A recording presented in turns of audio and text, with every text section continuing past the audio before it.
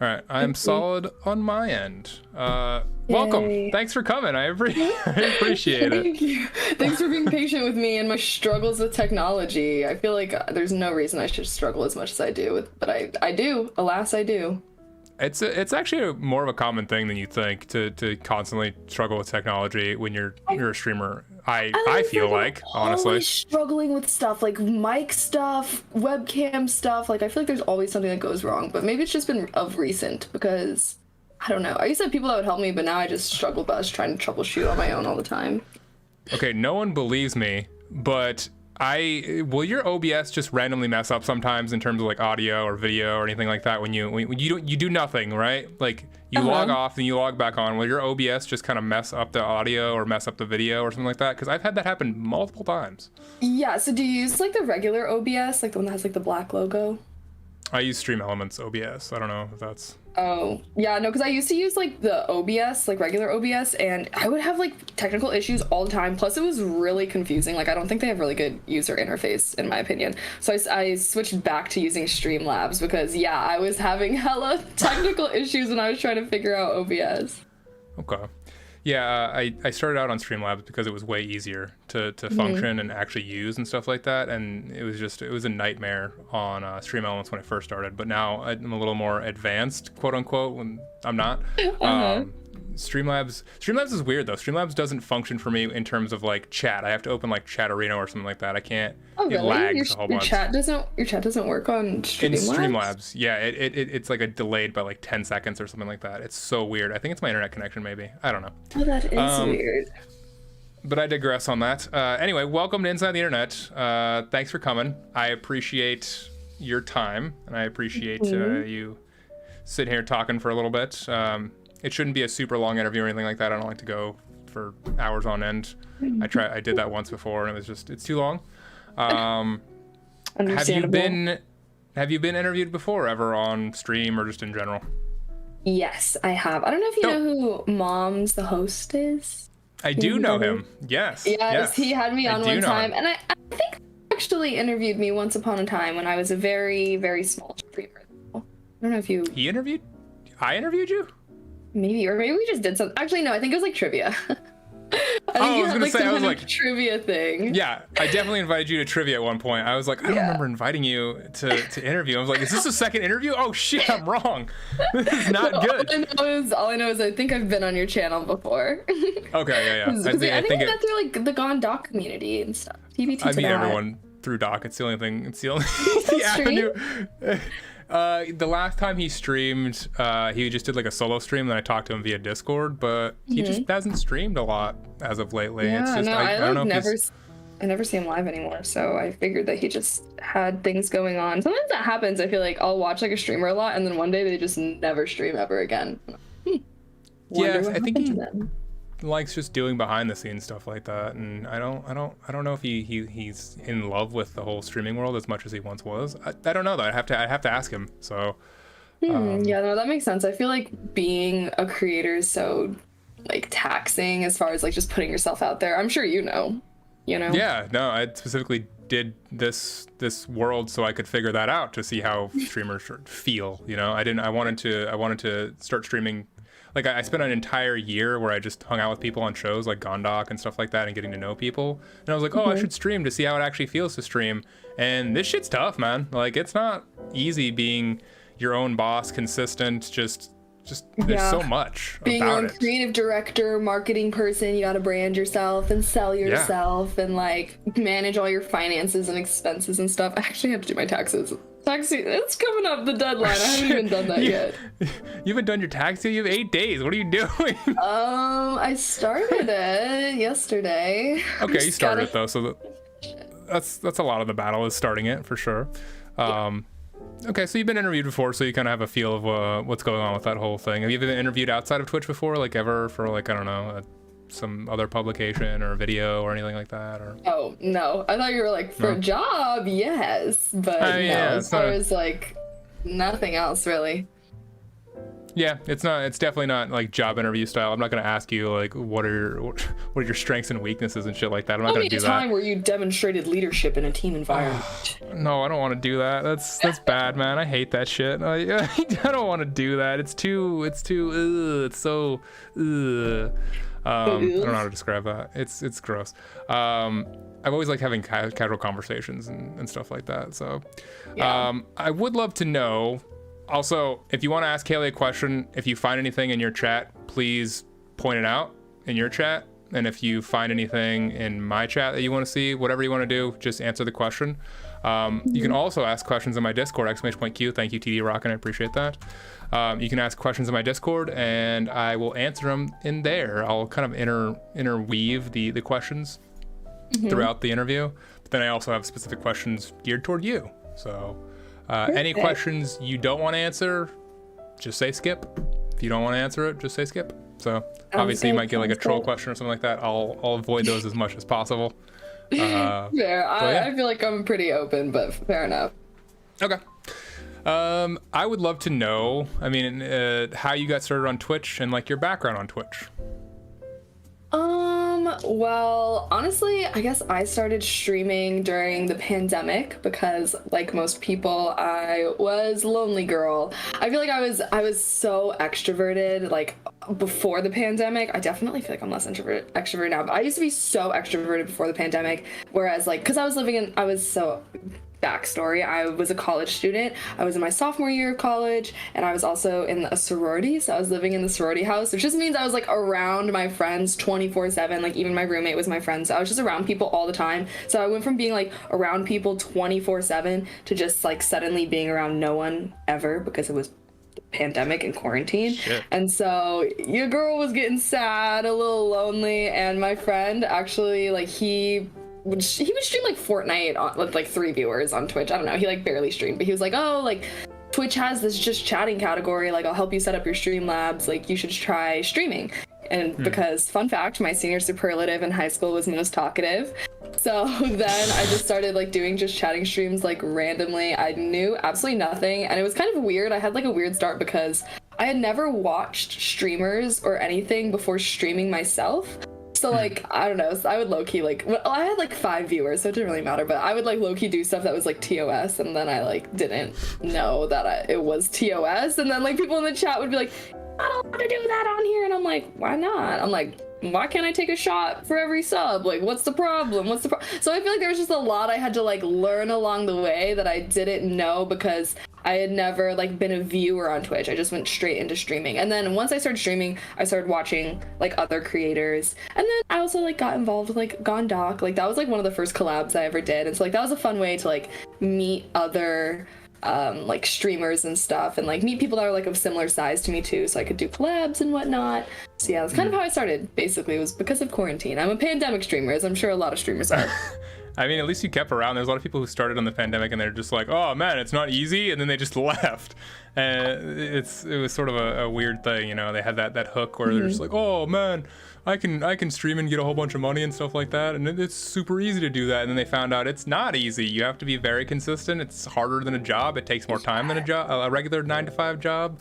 All that good stuff. So, yeah, no, exactly. I think that the biggest thing for streaming, like why I was able to be successful, was because like I was doing nothing, so I was streaming every single day. And I think consistency is like the biggest thing for streaming, because if you only stream like twice a week, like it's a little harder to build a community, you know? Yeah. And so I don't know, because I always try to like convince my friends like nowadays to like stream, but like everyone's so busy because they have stuff, like they can't stream super consistently. And so that I feel like is a big thing, is like once things start to open up and people start to be busy again, like that's another reason why I feel like a lot of streamers just kind of stop streaming. Yeah, it's definitely a big factor. I was gonna ask you how you got your username, but obviously that's your name, so I can't really ask that question. But you did have a different name before. I did. You got I was partnered, you KaileyMae. changed it. Yeah, it was KaileyMae. It was just KaileyMae. Like a nickname or? KaileyMae. Well, May is my middle name, so I used to like be like my like username for video games when I was a kid used to be KaileyMae, like KaileyMae. But then KaileyMae was actually taken, so I was originally like KaileyMae, like when I started streaming on Twitch. And that was annoying because people would misspell my name all the time. They would only spell it with one I, and so it was like hard. Like when I would do like collabs with people, I'd be like, they're promoting the wrong link. You're like, damn it, man. That's I'm good like, damn, though. where's my free clout? What the fuck? That's good. You'll get none here because I have no viewers. Unfortunately. No, but going back to the people you started watching, I'm actually super curious as to who you started watching in the very beginning, because you said you didn't really watch anyone in the beginning, and then you kind of like transitioned to checking people out. Who were some of the first people you sort of fell in love with in terms of streamers and how they start? Let me think. Honestly, I usually would just watch streamers of similar size to me when I first started out. But low key, I liked Amaranth a lot. Like, I don't know, I would watch Amaranth streams all the time because she would just be live all the time. And I don't know, I feel like she has like a really good like business mindset. Like, I don't know, I feel like I would just watch her streams a lot, and even though she does like the most random things, like she's able to be so successful streaming all the time. And so low-key, I feel like I looked up to her a lot. Like, I liked how she was able to do a bunch of different activities, like a bunch of different things, and like her viewers would watch it. And so that's something that I really wanted to focus on, is like, I didn't want to be someone that just did one kind of content, like played one game or did one thing. Like, I really liked how Amaranth was able to do like random things. Like, she would do like games occasionally and like just dance and like chatting. And then this is like before all the hot tub ear licking stuff. Like, she would do ASMR, but she would do like the towel. Like, I do ASMR stuff, and a lot of my inspiration started because I first started listening to her ASMR, because like she would do like towel scratching. I don't know. She did like basically she did a bunch of different things, and I feel like that was something that I really wanted to do, was like be a variety streamer and be able to build a community around like my personality rather than just around the content that I produce. So I didn't feel so boxed in, because and I'm glad that I did that, because I've like heard streamers who have like, you know, blew up doing one kind of content, and then when they want to diverge from that, it's really hard because like they can't get any viewers doing anything else. So in the long run, I think it was like a good choice to be a variety streamer. No, it's a very smart move on your part. There's a lot of people who do get stuck in that category. Like, you know, people play Fortnite and they're just like, hey, you're a Fortnite streamer. It's like, no, I'm so much more than that. And it's like, you can't really get out of that. And it's just it's you know, it sucks. Like, there are some categories that I wouldn't mind getting stuck in. Like, just chatting, I don't think is a bad thing to get stuck in. Or like, I feel do so many different things with just chatting too, you know. Yeah, it's you know, it's very a mixed bag with that. Or things like IRL. There's a lot of IRL streamers who, if they don't do IRL, but like, who doesn't want to get paid for traveling? Because that's essentially what they're doing, is traveling when they do IRL. That's true. So this is true. I feel like IRL is not. I guess unless it gets shut down, like the whole pandemic, then that's not the best thing. So, fair. But other than that, that's something that's you know. It is good to be a variety streamer, though. Variety is definitely a better avenue to go about. I wouldn't want to be stuck in one thing for sure. So that's smart. Do you like play any games, or do you mostly do like just chatting? Just chatting. I cannot play games on here or people leave. Honestly, I feel like I get way less viewers whenever I play games, but I still play them anyways. Yeah. I've been playing old school RuneScape recently, actually. Oh my god, are you trying to kill your channel? What the fuck? Why would you do that? It's actually, I don't know, it's like, the only thing is, I think my issue is I don't really like playing a ton of like high energy games. Like, I tried to get into Valorant and like all of that stuff, but I will never be like an FPS game person. I've always liked like chill, cozy games, and so it's really hard because I feel like people don't like to watch chill games as much. Like, they want like those constant action games, but I don't know. I guess it depends on the game. There's being like, how dare he disrespect old school RuneScape.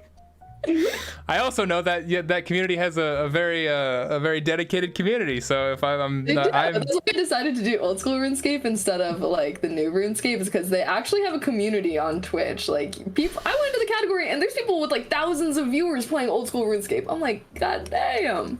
Yeah. I just like to shit talk everything though. To be honest, I just prefer shit talk I shit talk myself. But that's cool that you kind of jumped around to each category and you feel comfortable jumping around to each category. I'm curious as to how you got an ASMR because of Amaranth, but like, your YouTube channel does pretty goddamn well for ASMR, and how you like it does pretty, like, I've checked it out a couple times. I'm like, holy shit, she like does some views on this. Like, how did that sort of take off? I'm super curious. No, I definitely think, well, obviously, I will say, like, ASMR does tend to be my most successful content on Twitch. Like, I don't know, I don't do any of, like, the ear licking stuff. Like, I just do regular stuff because I don't want people, you know, I don't want the coomers coming in.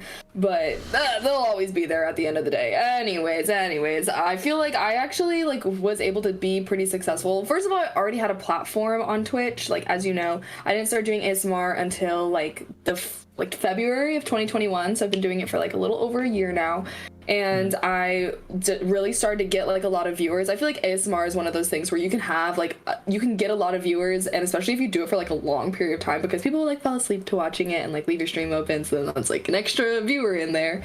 And so I was actually able to get a lot of viewership doing ASMR on Twitch. And then whenever I'm doing ASMR on Twitch, I'm basically like, I got the Nightbot in the chat being like, oh, if you like this, you should go check out my YouTube. And then I always like promo my YouTube like at the end of like my stream and stuff. And I feel like since I promo my YouTube, my ASMR YouTube so much while I'm doing ASMR on Twitch, people will actually check it out. And I think like it kind of like boosts my numbers, because then if I get a lot of initial views on a video, then like the algorithm will be like, oh, this must be a great video if they're getting all these views, and so it'll show it to more people. And I think ASMR is also really good content wise, because people will watch the same video multiple times, and True. people will also like fall asleep playing it. So I feel like that's why it's like, I don't know, I think it's, personally for me, I think it's easier to get more views on my ASMR channel, because I have my personal YouTube channel. I get no views and no subs on that shit. Yeah. But ASMR I just think is like really good content for YouTube, because people will rewatch the same content and fall asleep watching it and leave it running and that kind of stuff. There's definitely, it's definitely extremely true, because there's a video I watched of a guy getting a haircut and beard shave in like Japan. I probably watched that video like 45 times. No joke. It's so satisfying. No, I actually like started getting like TikTok, like ASMR TikToks, and those are like so like ASMR artists on TikTok are so creative. Like they're just doing the craziest things, like spraying foam all over this like plastic wrapped Yeti, and I'm like, why does this sound amazing though? But yeah, no, I watch the same kind of stuff. The haircut stuff, there's like the I love the scissors, and I love like the shaver and stuff like that. And I don't know why. I don't know why. Like those are what I watch the most. Like I do like you know, the towel and stuff like that, and the ear tapping, or like the tapping with the nails and stuff like that. I like that type of stuff. But honestly, that's cool that you like ASMR, because I feel like whenever I like talk about it, people are like, that's so weird. Like, what the heck? How do people enjoy this? And I'm just like, how you know? I feel like ASMR is pretty popular now. Like, it's extremely mainstream. I mean, they had Cardi B did it at one point, so like it's super mainstream. I don't know. That's what I'm saying. Like, why are people still acting like it's weird? Like, I'm like, get over it. Kaylee, it's like the internet. Like when everyone started internet dating and shit like that, people were like, "Oh, that's weird" and shit. Now everyone's on Tinder and Hinge and all that shit, and Bumble and stuff like that. And they're like, "Oh, it's completely normal." You have to give it like probably 10 more years, and people be like, "Oh, it's ASMR. Like it's a huge category or whatever." It's yeah, just... I definitely think it grew a lot during the pandemic, because I just think a lot of things like online grew a lot because people had a lot more time to just look up random shit on the internet. Shit. That's how TikTok blew up, way more hardcore. Like it was kind of popular dance-wise before, and then people are like, oh, what do we do now? It's like, I guess we can go on TikTok and make videos. And then it's like, oh yeah, I guess we can. And then people are like, oh, this is actually kind of fun. And then it you know, became billion-dollar company over that 2-year period. I feel like Twitch grew a lot too. Like I had never heard of Twitch before the pandemic, and I think a lot of people really like Twitch because of the live interaction aspect. So when people were like feeling lonely over quarantine, they're like, oh, let me go watch a streamer who can talk to me in real time rather than like watching a video, you know? Yeah, there is that special. Streaming is hard though. Like, do you feel like it's ever like super hard and you just want to quit or anything like that? Or because I felt like that plenty of times. Oh yeah. Well, especially because I think a big thing for me was that I was a full-time student. I'm about to graduate in May, and I'm actually part-time this semester because I only need 2 classes left to graduate. So I'm part-time this semester, but my entire streaming career I've been a full-time student, and that was very taxing. It was just very difficult to try and like do school full-time, streaming, and then also have like a social, like have a life essentially. Like I don't know, I definitely went through like really rough patches where I was essentially only doing school and streaming, and I like didn't have time outside of that. And then on top of that, like I definitely think there's like the added level of like just being constantly sexualized as like a female creator. I feel like when I first started, that was actually something that was really, really hard for me. It's just people constantly commenting on my appearance, the way that I look, the way that I talk, the way that I use the word like all the time. I know I use filler words, and then I don't know, just people, and also people just like almost refusing to see me as a human being sometimes. Like I don't know, it's just, it really got to me, and it was really hard. And just like the comments about my body, like I definitely feel like it made me really insecure and was really mentally hard on me, and like was part of the reason where I was like, oh, like I like took a break streaming because I had an internship, and I was like, oh, we'll see if I like even feel like coming back afterwards. I eventually did, because, and over time I definitely think I've learned how to deal with it. I think that most creators like kind of experience that, like, oh, this is really hard hearing everybody's unsolicited opinions about me all the time. But then I feel like over time, like I've just learned to deal with it. And I've also learned to realize that like sometimes people say things just to get a reaction. Like they don't actually think that, I don't know, that I'm like butt ugly or something. Like they're just saying that for the reaction, you know, like they clicked on the stream in the first place. Like they're the one that chose to be here. I'm the one minding my business. And so I definitely think that I've like learned how to deal with like the hate and that kind of stuff a lot better. But yeah, I definitely think that one of the harder things too with streaming as to why I've been like, oh, like this is so hard, I don't know if I can keep doing it, is like how volatile it is, like how like I don't know, I just feel like one day you can make like $5 streaming, a different day you can make like $100. Like it's so unreliable, and so like relying on it as like a source of livelihood is definitely like very scary. Do you sort of remember the first instance of like when you started to stream in general and you sort of had a troll? Like, do you remember that first instance of like what was the situation and sort of how you dealt with that? I'm super curious because everyone deals with trolls in a different way. Like I talk shit back to them.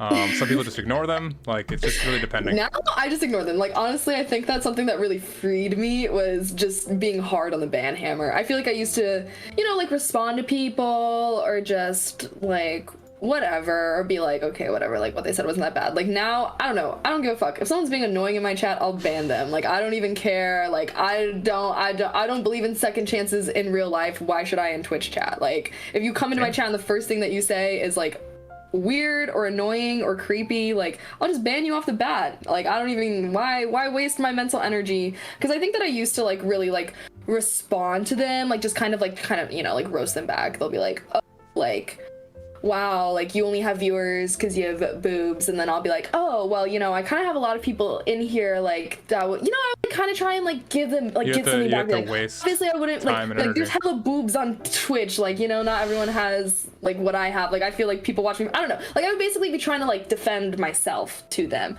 Now it's just like, why bother? Who cares what these people think? Like I don't know, I don't even give them the time of day anymore, honestly.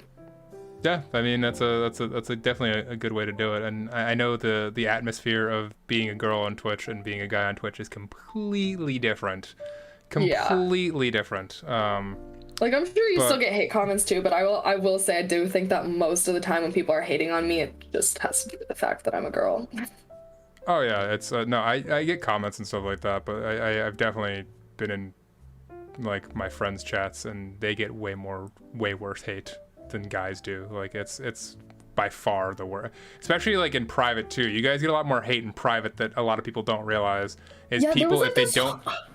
There was like this whole thing, like I don't know if you remember, but there was like a whole thing for like a minute, like where male just chatting streamers would literally just like be browsing through the just chatting category and like clicking on girl streams to like roast them, essentially. Like there was like a minute where I was being sent clips like almost every week of like other streamers that would just click on my stream and then just be like making fun of me like in front of their community, and then it's just like, what, why are you doing that? Like I don't know, I'm sure you've seen clips, like there have been a few that have like gone viral on Twitter. And like some people have gotten banned, but I feel like most of the time they don't even like face any consequences. I mean, the hate raids were like a thing recently too. Like that was. Yeah, I was gonna say, isn't that like not legal at all? No, like, it's not. Isn't that it's like against not. TOS or some shit? If you get caught like restreaming another, I don't know, like basically, but like the streamer has to like report you. Like most of the time, I'm sure it happens, and like nobody tells the other streamer. Like you know what I mean? Like if someone was like restreaming my stream and like making fun of me, like nothing would happen unless I reported them. You know what I? You know what I mean? And like a lot of the times, like I'm sure like it would just be like some random viewer in their chat would be like, hey, like I was watching this stream and like here's a clip, like this person was like making fun of you, like. But I'm sure there's been plenty of times where streamers have done that and I had like no idea that they were doing that.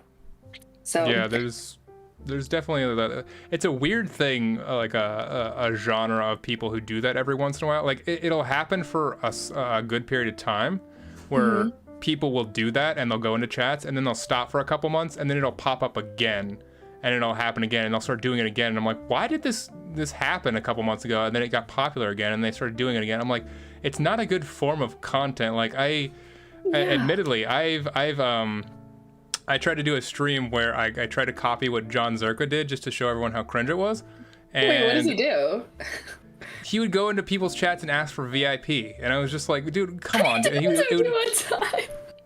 So you know what I'm talking about. So I did that shit, and I was like, this is so fucking cringe. Like why is he even doing this? And then I did it, and I actually got banned from a chat for doing that. And then I was like, this is why you don't do this. This is why you don't fucking do this. So I've done that before. He has a very interesting personality, very bold personality, I would say. Have you met John? He's really nice in person. He just. No, I've never met him in person, but I've talked with him like on like stream before, like when he came into my stream essentially, and he's like messaged me before, but like he'll like. I don't know. I don't want to like say anything bad, but once upon a time he like messaged me to like do it. I really try not to like say anything bad about creators whenever I stream because that's the best way to get caught up. But I mean, I guess it wasn't bad. Like it was just like I know he's like busy and does stuff, but like he like would message me and like ask for a collab or like do a collab, and then like I would just never hear from him again, and we never would do anything. So I was like, oh, okay. Yeah, I talk shit about John all the time. I don't care if he comes back at me. That's not a big deal. He's like the nicest fucking person in person. Like I don't understand why he does this rhetoric of online persona of him. I don't understand. He's like the nicest guy in real life.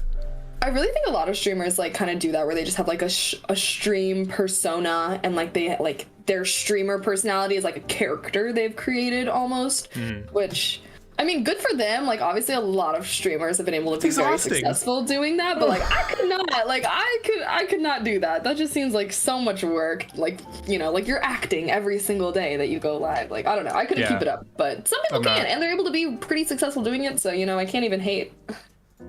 Like characters like Dr. Disrespect and stuff like that. I'm like, that's cool that he gets to do that, but like you said, streaming every single day and trying to do that and trying to act that way is just too much, man. It's mentally, especially if your personality is the opposite of, if your personality is already that and you're just acting like yourself, then that's fine. But if it's the exact opposite of your personality and you're doing that as an act, that has to be mentally just draining and just not fun. I will say though, I can like see why that would be really attractive. And I feel like in a way, I'm not like I've done that, but I think that I used to be like very focused on like being my authentic self and streaming, blah, blah, blah. But I do feel like, I don't know, I think that I like separate, like I feel like I used to be just so open and talk about anything and everything on my stream. And now I like would say like since especially because like as your channel grows, like you want to have boundaries, like even little things, like I don't say what school I go to and stuff like that because there's weirdos online, you know? And I definitely think that kind of like having a differentiation between like yourself and then like yourself as a creator, like your brand, I would say like a differentiation between yourself and like your brand, I think can be a little helpful because like I think that's another way that I've been like able to deal with hate comments a little more is because it's like, oh well, they're just like, they don't even know me, like, you know, not saying that I'm being inauthentic on stream, but it's like, it's not like I'm being like, obviously how I act on stream is completely different than how I would act like in a setting with my friends or like in a setting with like my parents or whatever. And so I don't know, I can see how having like a character would be more appealing because then it's like if people are flaming you, it's like, okay, well, they don't even know me, like this isn't even me anyways. That's the character. Yeah, that's the character you're portraying. You're not actually doing the thing of like you're flaming the character, you're not flaming me.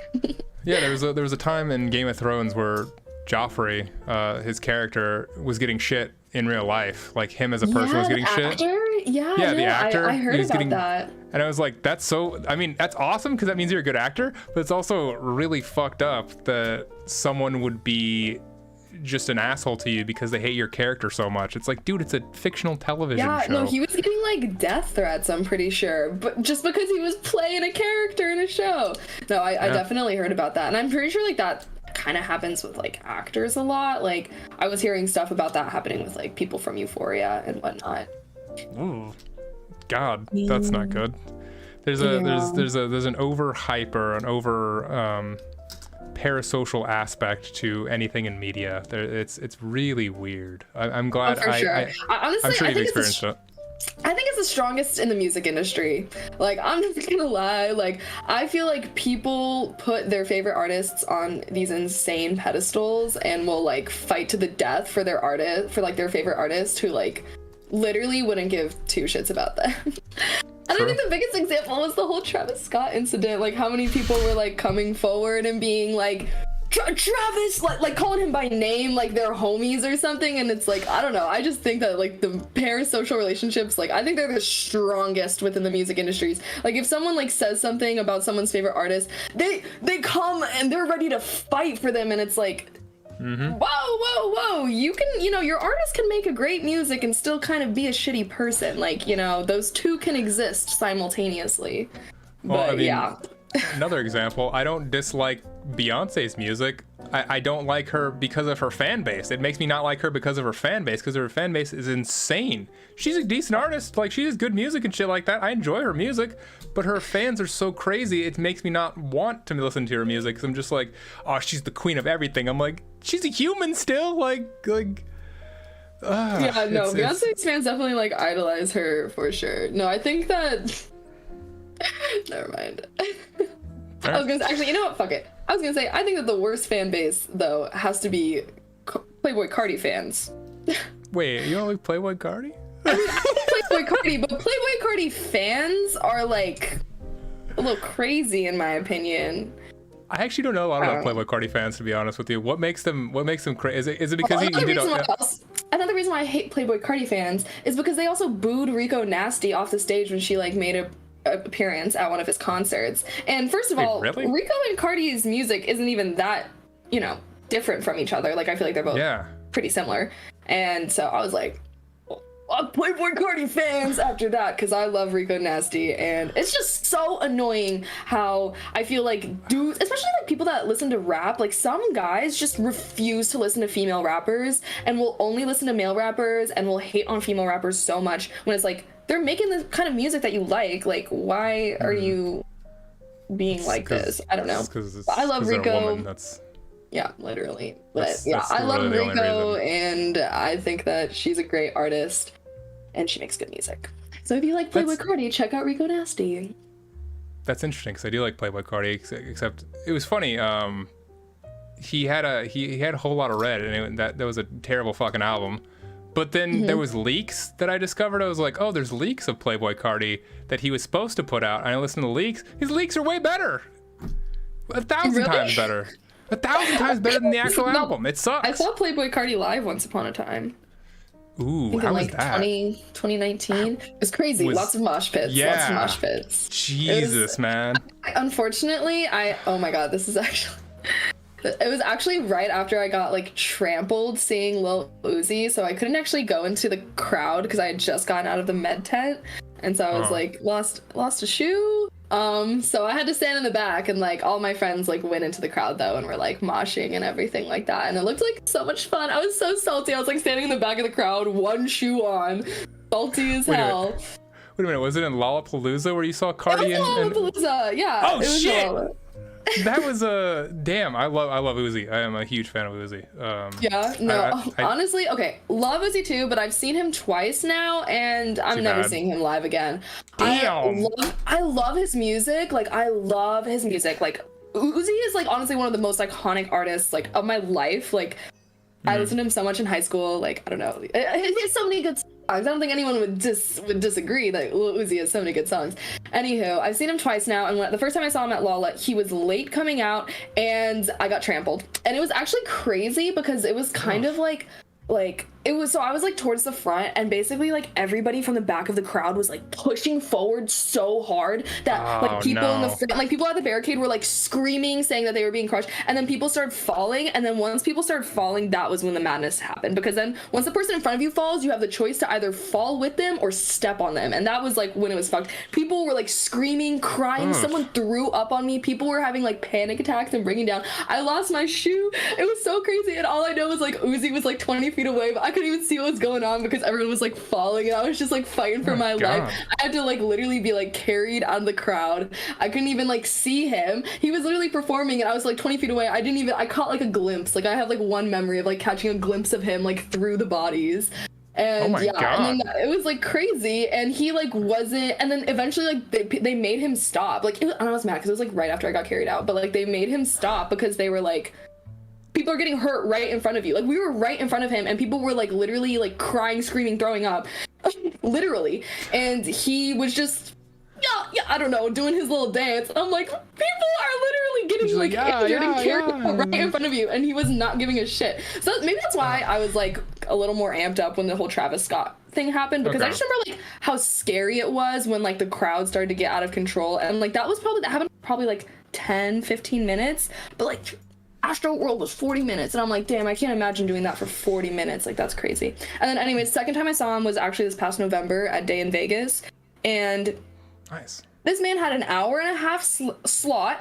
He was an hour late coming out. An hour late coming out. He came out, he said, performed 2 songs, and then dipped. Really good songs. I literally think it was like he said that he was too high.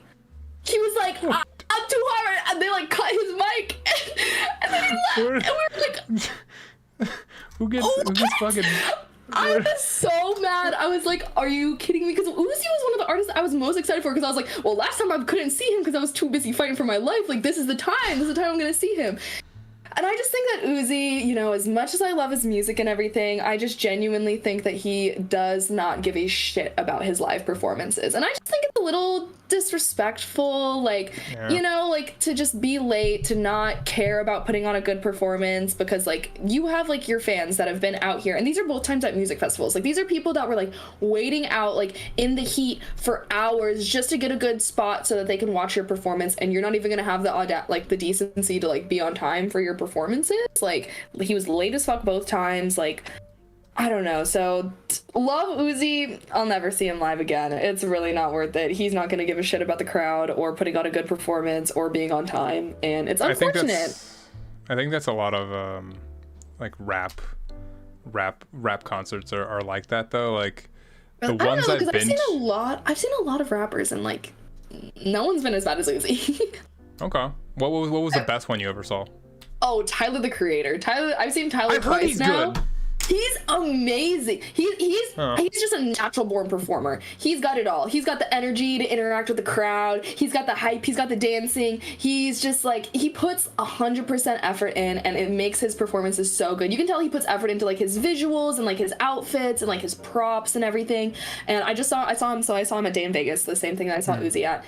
And I had seen him before, and it was like right after his Flower Boy album, and I love his Flower Boy. Nice. And like this was after his Igor album, and I was like, oh, I don't know, this man had a whole ass movie boat on his stage. He was like standing on this boat, like doing his dances. He like has like the little wig on from like the Igor thing, and I'm just like, damn, it was so hype. And plus he has like so many good songs. Like I like how he's like sing-along songs and like the mosh songs. Like, oh, he just 10 out of 10. Tyler, hands down, best performer I've ever seen live ever. And I will, if I ever have the opportunity to see him again, I will. Even though I've seen him twice, I'll see him as many times as I want. Well, he just had a new album come out not too long ago, so I mean, it's possible he's gonna go on. Yeah, he just had the "Call Me If You Get Lost." That was pretty recent. That was like within the last year. I feel like that's new enough. So I'm sure he'll go on a tour at some point on that one. So and it apparently won a Grammy, I think. So. Oh, really? Honestly, apparently it's good. I don't know. I'm bad at keeping up. I do want to go to like his music festival, like Camp Flognaw. Mm-hmm. You know what that is? He has a music festival of his own, and I really want to go to that one day. Yeah, he's got a really badass sense. Like I only got into him about, I want to say 6+ months ago, and he has just a very badass persona about him. Like he's extremely funny. He knows exactly what he's doing. He likes to please the crowd. Like he actually gives a shit. It seems. That's what I'm saying. So. I definitely think he's just like a natural born entertainer. Like he was put on this planet to be an entertainer, and that's what he excels at. He is like the perfect personality for it. Yeah. I want to go back a little bit to, you were talking about school. What are you studying in school, or what did you? I guess you're almost done in May. So what did you study in school, and what are you going to graduate with? I'm studying information systems right now. Sure. And yeah, so I'm going to graduate information systems. I was once upon a time a double major, and then I became an e-girl and decided to drop my second major because I didn't care about it anyways. I just like had extra time and I didn't want to graduate early, so I was like, might as well pick up another major. It was super random. It was like operations management. I wasn't going to use that anyways. Interesting. What can you do with the information system? Like what's like that traditional pathway of? I mean, there's so many things that you can do. That's what I think is great about, so it is business, so I'm in the business school, and I kind of describe information systems as the implementation of technology within business. And so you can choose to go like the more technical route and like actually like learn coding and whatnot. You probably won't be a software engineer, but you can do more technical things like.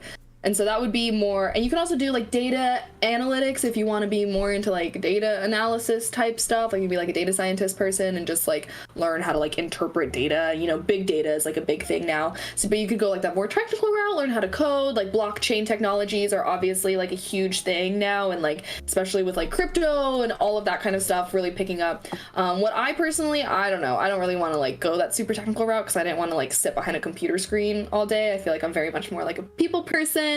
So I chose to go into consulting. I did an internship for cybersecurity consulting. And so yeah, I basically but I wanted to work on like the people side, so I worked in like strategy and governance, which would essentially be like consulting clients on their cybersecurity policies. So kind of like the preventative measures type of thing, like make sure that you're doing these things so that you don't get hacked. But there's other things, like you can work on like the response team, which is like, a company gets hacked, they call you and they're like, we got hacked. You gotta like fly to them, like you can be like those like white hackers, you're like tracking them down, God. Like, or like there was like forensics, like there's people who would try to do like reverse hacking where they would try to like figure out who the hackers were. So there's so many different things that you can do. Like that was just cybersecurity alone, but you can basically do anything. It's like basically if you want to work in tech, but you don't want to do anything super technical, I think that information systems is like perfect, because obviously if you want to do something super technical, just be a computer scientist major, you know, like just be an engineer. But if you want to work on like the people side of tech or like the implementation of technology, like you can really do anything with that kind of stuff. Like there's a great market for it, honestly. It makes sense too, because like a lot of tech, a lot of those people need people to talk to them or for them, because all they know is the tech and they don't know how to interact with people, and it's crazy how they have no idea how to have a conversation. It's the weirdest shit when you meet someone who's extremely technical minded. Like they're fucking geniuses. They're like beautiful mind type shit, Russell Crowe type shit. But when it comes to just having a regular conversation, it is a nightmare. So like you definitely need those people like you who can actually have a conversation, hold a conversation. So I definitely think that like those super technical majors like computer science, like I think it just draws people that have kind of bad social skills, because it's like since they have bad social skills, they're kind of like the people that are behind the screen like doing more technical stuff like that. Anybody. Yeah, so like they don't even need to. So then I also feel like social skills is one of those things where it's like a lot of it's practice, and so if you've been like super introverted your whole life and just like don't really talk to people a ton, yeah, of course you're gonna be awkward as hell every time you do talk to someone, you know. I'm introverted, and people say I'm extroverted. I don't understand that though, because I'm very much introverted, where I just don't really like talk. I know how to talk to people, but I'm not really a huge fan of it, so I'm just very quiet in general. I think that you can definitely be good at talking to people without enjoying it. You know. That's fair. That's actually fair.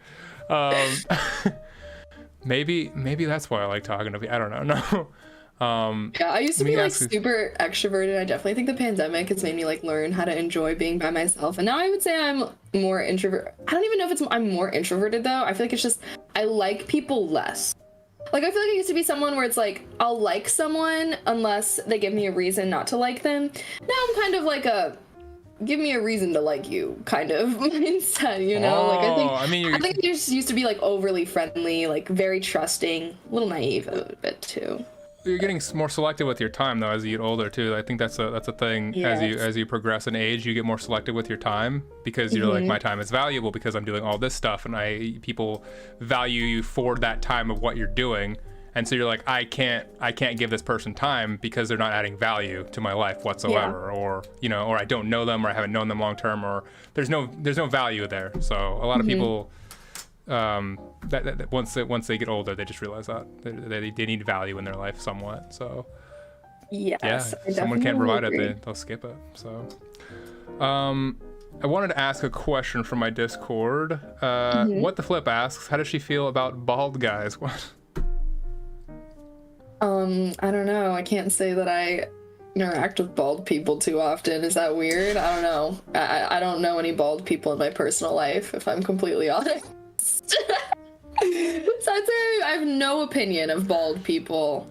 That's actually a fair answer, honestly. Oh, that's actually a fair answer. That's actually a fair answer. Pitbull's pretty cool. He makes some good music. Who are some other famous bald people? The Rock. Jason Statham. He needs better range with his acting abilities, in my opinion. Plays the same character. He does the same goddamn movie over and over and over and over for right? Every time I see a movie with The Rock in it, I'm like, I already know what's gonna happen. I already know. He wears the same outfit in them all too. Like, that's what I was gonna say. Switching it up. Jesus. It's all they give him. They're just like, hey, you remember that last outfit that you wore in 3 movies ago? Yeah, we're gonna do that again. He's like, okay, sure, just bring it. We know you got like 3 copies in your closet. We don't have to spend any money on wardrobe for you. It's bullshit. Oh. Flip asks, have you seen The Notebook? What the fuck? I have seen The Notebook. Not recently though. Did you like it? I don't really remember. I mean, I don't really care much for romance. I can appreciate a good romance. In my opinion, The Notebook is more of a generic romance. Like, I feel like... I don't even remember what happens in the movie. Is it like they were together and then they broke up and then they got back together after they kissed in the rain or some shit like that?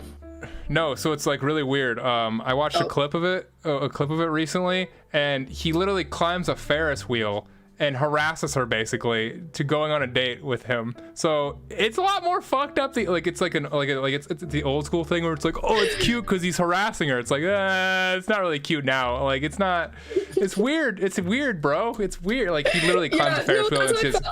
I literally just rewatched Great Gatsby, and I remember when I watched that movie when I was a teenager, I loved it. I was like, oh my god, I love Great Gatsby, one of my favorite movies ever. I recently just rewatched it, and I was really like, this man is a psychopath. What the fuck? There's like a moment where he's like crouched in her bushes, like waiting, like what Tobey Maguire or whatever dude, like what's his name, Nick in the movie? I don't know. He comes out, like Gatsby like comes out of the bushes and is like, how's Daisy? Like literally what? Like I'm afraid. I'm afraid. Yeah, there's like he was like forcing her, like I don't know if you remember Great Gatsby, but there was like a moment where he's like forcing her to like tell Tom that she never loved him or whatever, and he's like being crazy. And I'm like, damn, why was I like thinking that this was romantic as hell when I was like 16? I don't know. Different perceptions. Like you go through life and then you have life experiences and you go, wait a minute, that's happened to me and it was weird. That's not romantic or cute. It's like the whole thing where like if you're rich or something like that, you can get away with quote unquote more just because you're rich, even though it's sometimes the case, but it's not usually the case. They don't have to give a fuck because if they just have hella money, they don't have to care if they're parking illegally because they can just pay off the parking ticket. Basically, any crime that's fine based, I feel like is just rich people can do it. That's why in other countries, I know like Germany, they base it off your salary. So the fine is based off your salary, which is dope. Because like if you fuck up or like you break the law or something like that, or like a speeding, like you speed. Well, that actually makes so much sense because like because like $100 might like be literally nothing to someone, but $100 can like make it so someone else can't like even pay rent or like afford basic things. Like that makes so much more sense. And honestly, based off sounds like a smart system. Why don't we do that? Because we're in America. That's exactly. All. Because we're in America. Are you in California or did I feel like you went to college somewhere in the Midwest? Illinois, yeah. I just moved here in December. Okay, cool. Do you like California? I do. I grew up here, so I lived in California until I was like 14. So I have like friends and family and stuff out here, which has definitely made it nice. I've been enjoying the warm weather. I hate the cold and I hate the snow, so I have definitely been enjoying the warm weather, but it's been like a heat wave recently, so I've heard. I don't know. I'm kind of Seattle nervous right now. for summer. I'm not gonna lie. I feel like I might. It's gonna be a lot of beach shit. I might wither away whenever summertime rolls around, but we'll see. Yeah. We'll see if I survive, if I make it. Are you in the southern region or the northern region? I imagine southern. Since you said I'm like right southern. by Okay. LA. I'm like Oh, 30 okay, yeah. minutes. I was recently in LA. I just moved to Seattle not too long ago for like Oh really? whole job thing, so I'm here Oh, currently. I So don't think I've ever been to Seattle before. Isn't it like super gloomy up there? it's gloomy. It's pretty. It's literally. It sucks though because it's literally like 30 something all this week. It's Damn. a sass. It was like Yeah, 98 the other day here. I'm like, Oh, dang, if God. it's 98 in April, what is it about to be in July? Like, I'm afraid. But, you know, we'll see. I miss that so much. I miss sweating. I want to talk more about like childhood and background, and like you said, you grew up. You said you lived in California until you were around 14. Can you kind of tell me like where you grew up, what was it like as a kid, and just like just some background on your childhood? Did you say that you lived in California? Or lived in Yeah, LA? I'm from California. I'm from Palm So Springs. So I lived in LA for like really? 9 years. Yeah. Okay, yeah, I grew up in Santa Clarita, if you know where that is. Yeah, I know exactly where that's at. Santa Clarita, SCV Valley, represent. So yeah, I grew up there. Born and raised in SCV, and then my parents got divorced, and my dad wanted to go back home because originally he came out to California because my dad's from the Midwest. He came to California to go to college. My parents met at UCLA, and then they just like stayed there because then they got married and whatnot. And then when my parents got divorced, my dad was like, oh well, all my family is back in the Midwest, like I want to go back to my family. So when my parents got divorced, I went with my dad, and my brother stayed with my mom here in California. And so that's when I moved to the Midwest when I was like 14. I moved the summer before my freshman year of high school. Damn. So that was an experience. I'm not gonna lie, because I don't know. I mean, if you grew up in California, like, I feel like people just dress, like, care about the way that they dress. Like, I don't know, like, I feel like I would say maybe people in California are just more expressive in what they wear. And so I came to my first day of high school, like, I'm 14 years old in a whole ass new state. I came with like my hair curled, I'm wearing like a skirt, I got my little like shoulder bag from Tilly's, like, I don't know, if you know, those were popping at them for a minute. Got my little shoulder bag, got my little like mini heeled boots, and I walk in to school, I'm like, everyone is I've never seen a pair of track shorts in my life. Everyone's wearing like those Nike track shorts and like a big t-shirt and like Birkenstocks. I've never seen Birkenstocks either. I'm like, what the fuck? Everyone's got their little North Face backpacks on. I'm like, what? I feel You got out a of JanSport place. on, you're like, oh my god. Literally feel out of place as hell, like awkward as fuck. Like everyone's wearing t-shirts and shit. I'm literally like hair curled, dressed up as fuck. Cause I feel like first day of school, like, I don't know, people in the Midwest don't like pop it out on the, like, I've always liked looking cute, but whatever. That wasn't the thing. And it was like a huge culture shock. I feel like when I moved to the Midwest, like it's so different there. People are so different, like in the way that they talk, in the way that they dress, in the way that their social hierarchies are. Like, I don't know. And it was like really weird because like everybody had like grown up with each other. So it was like everyone in the school like knew each other, and like I was just like this random new person. So that was a whole experience in and of itself. But yeah, then I eventually ended up staying in Illinois for university. I was gonna try and come out to California, but you need like a diploma from a California high school to be considered in-state, and I was not about to pay that out-of-state California tuition. So Don't blame you. I was like, nar. So yeah, then I ended up staying for university because I actually ended up getting into like a really good school for my major, and yeah. So that was basically my life, and then I just moved back here in December. So I think that's a full arc, returning to the homeland in a way. When you were in the Midwest, was it sort of like on your like first, because you came in as a freshman, was it like sort of hard to make new friends? But I mean, you're super talkative, so I don't imagine it was. It definitely was. I feel like my freshman year, honestly, I really struggled a lot. Like that was something that I was just like really, it was just hard, especially because I feel like in California, like I feel like the schools are so big, like there's thousands of students at every school. Like my school was like probably like 1,000 students total. So like it was like really small, and it felt like everybody knew each other, and I just very much felt like I was like the odd man out, like, you know, like this new kid. But I am very talkative, and I think that I've also always been someone that, like, I don't know, like I feel like I've always been like a pretty social person, and I feel like I was able to like pick up on social cues like very quickly. Like I was very easily able to like assimilate myself over time.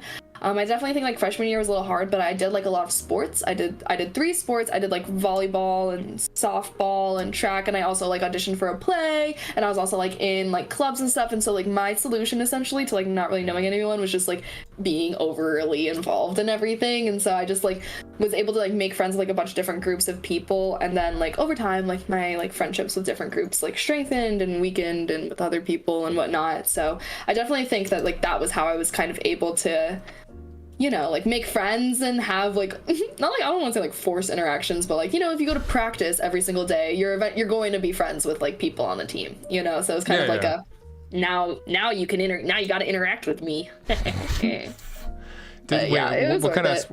What kind of sports did you play where you sort of made that interaction? Was it like well, my first sport I did was volleyball, and I only did it for a season because I'm not gonna lie, volleyball girls are mean as fuck. Like those girls are mean. All right, they were mean. I don't know, that I was not for the vibes. And so I did volleyball, and then I did cheer as well. Cheer, also very interesting. I ended up doing cheer all 4 years. I really like the sport of cheer, but I do think that the sport draws a certain kind of girl, if you know what I mean. Like the girls weren't exactly the best on the team either. Like I had my group of friends on the team, but there was definitely like girls that would, you know, they just want to be top dog. They wanted to be alpha girl. Like, I don't know, like they had some kind of high school stereotype in their mind that they just wanted to fulfill through cheerleading. Interesting. But I did really like the sport. Like it was fun. Like I was like the flyers. I was like the person they like held up in the air and like threw and stuff. So I always had a lot of fun doing cheer.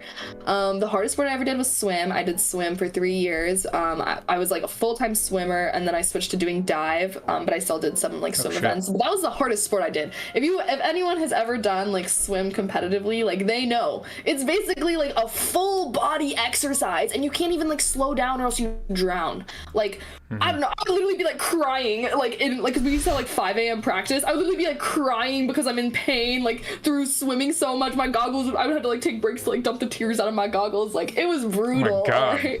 But I was in the best shape of my life when I did swim. I will say that much. I was in the best shape of my life. So I did swim, I did dive, I did softball for 1 season, but our team was so bad. I think that we literally got 1 win the whole season. So I was like, well, fuck this, I don't want to be on a losing team. So then I eventually switched to track, and I ended up doing track for my remaining 3 years. And that was fun. I started off as a sprinter, and then I switched to field events because I decided that 100 meters was just too long to run.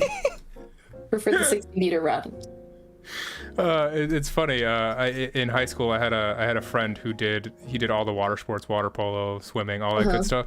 He was fucking water polo ripped. was hard. Water He was polo is like ripped. no, swimmers are always like jacked because you're using like your whole body. Like you're using arms, you're using your legs to kick, you're using your core to like stay engaged. Like swimmers will always be in the best shape because it's just like you kind of gotta go all in too. It's like you can't even like half-ass swim or else you're gonna be like sinking. Like you gotta like be putting in a certain amount of effort just to stay afloat.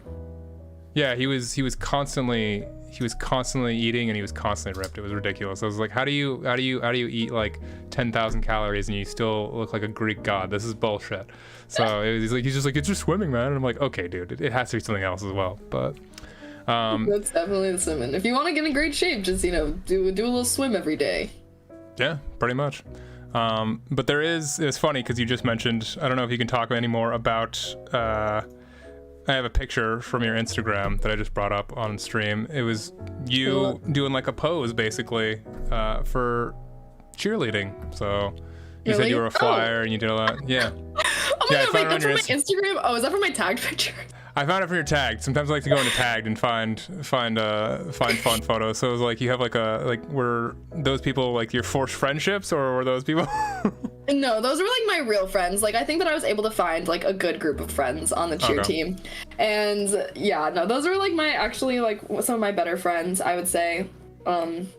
But yeah, no, honestly, cheer was a lot of fun. I really like cheer, and I feel like sports is a great way to meet people. If there's any youngins in any of our chats, like, and you want to make friends, join. It doesn't have to be a sport, like, even like clubs and stuff. I feel like I met a lot of people just through joining clubs and whatnot. Honestly, I had a pretty good high school experience. Like, I feel like I was very much an overachiever type person in high school, and it low-key paid off because I definitely, if I was like suddenly transported into my high school self's body, I could not hold up with the schedule that I had. Like, it was insane. Like, I was basically doing stuff like 24/7. It was crazy. Did you have like a whole block schedule where you do like hour-and-a-half classes, or did you have like 6 periods and stuff like that? 6 periods. So it was like I was in school. Oof. Like a typical day in the fall for me when I was doing, because that cheer would be in the fall too, and I would literally have to wake up and I would have practice from 5:30 a.m. to 7:30 a.m. like weightlifting, like that was for swim, because we have to do like weights, so we have to go to the gym, and then I would go to school from like 8 o'clock to like 3:20 I think was when school got out, and then I would have swim practice right after school from 3:30 to 5:30, and then I would have 2 hours in between where I would eat dinner and do any homework that I had, and then I would have cheer practice from 7:30 to 9:30. And we usually go until 10 because we have to like clean up the mats and everything like that. And that was like a typical day, was just me grinding from like 5 a.m. to like 10 p.m. every single day. I don't know how I even survived that, but Do you remember what you ate in between doing like all that, or like what your diet consisted of from like? I mean, I would eat at school. It has to be insane. It has to be absolutely insane, because like you're running all the time, so you have no time to do anything. Yeah. But then at the same time, oh my god. Yeah, I was eating those school lunches too, because hashtag poor family, but yeah, I got those free lunches, so I would like get like the max, like, because I think we got like a little snack for breakfast, so I'd always get like the school breakfast, which would always, sometimes I'd just do random shit, like it would be like a banana or something, and I'd be like, bitch, I can't be just eating a banana, whatever. And then I would get like the school lunch. So honestly, I probably didn't have the healthiest diet, but yeah, you got the job done. I'm still alive. So. Your metabolism is way different when you're younger compared to you being older. It's true. What do you like the most about content creation? What do you like the least about? I think you kind of touched on a little bit about like the sort of the troll. You don't really like the trolls, but maybe you don't mind that as much. But what do you like the most about content creation? What do you like the least about content creation? I would say what I like the most about content creation is definitely like the community building aspect. Like, I don't know, I think that's what I have found the most rewarding, and why I especially like Twitch over other platforms is because, I don't know, I like the community building aspect. I like that I just kind of go live, and like I said, I like that I'm a variety streamer, so I feel like a lot of people watch me for my personality, and especially when you have like regulars in chat, I feel like it's very rewarding to have like a community that you've built, you know what I mean, like that you kind of have like choose who's in your community and whatnot, and I really like that. Like, I feel like it's very rewarding to have that. Yeah, definitely think the worst part of it is just like the hate and the honestly disrespect. I feel like people just for whatever reason refuse to respect content creators, even as big as like Charlie D'Amelio. People just are like, oh my god, she just does dances and makes like I feel like people don't understand how difficult being a creator is, and I think that's definitely something that's really annoying. Even like people in my real life, you know, like I definitely think that it's just like people just don't respect content creators for whatever reason. Like, even like things like I made like a Patreon recently, and like I don't even be posting explicit stuff, like it's just like, oh, like it's like behind the scenes ASMR content, and like people will literally like be mad that I even have that. Like in my YouTube comments, people will be like, oh my god, like what, I can't believe all these simps be donating money to her, like oh my god, like I can't believe she has this, like blah blah. Like it's like people, even though people enjoy and consume my content, for whatever reason people don't like the idea that I would want to make money doing that, which is, it's so confusing to me, because it's like, if you like a creator and you want them to make content, why would you not want them to have a livable income? Like, why would you not want them to be able to make money? So I feel like that's something that's really weird to me, is that people just expect creators to just like do everything for free. And like, if a creator wants to like have, I don't know, like have goals, like sub goals or something, like it's seen as like scamming, or like they just care about money or anything like that. Like, I don't know, I feel like there's like so many, I don't don't know, like just the blatant disrespect towards creators gets a little old, gets a little annoying after a while, and it's like I can work my ass off, and even like the creators that are like so successful, like the biggest creators ever, who they worked their ass off to get there, people still don't respect them. So it's kind of like it's hard to be motivated sometimes, where it's like, damn, like I can work as hard as I want at this job, and no one's ever really going to acknowledge that at the end of the day, even if I'm successful with it, you know? I mean, sometimes it's a jealousy thing because someone wants to do that and they don't know how to do it as a career or as personally. Sometimes it is that way.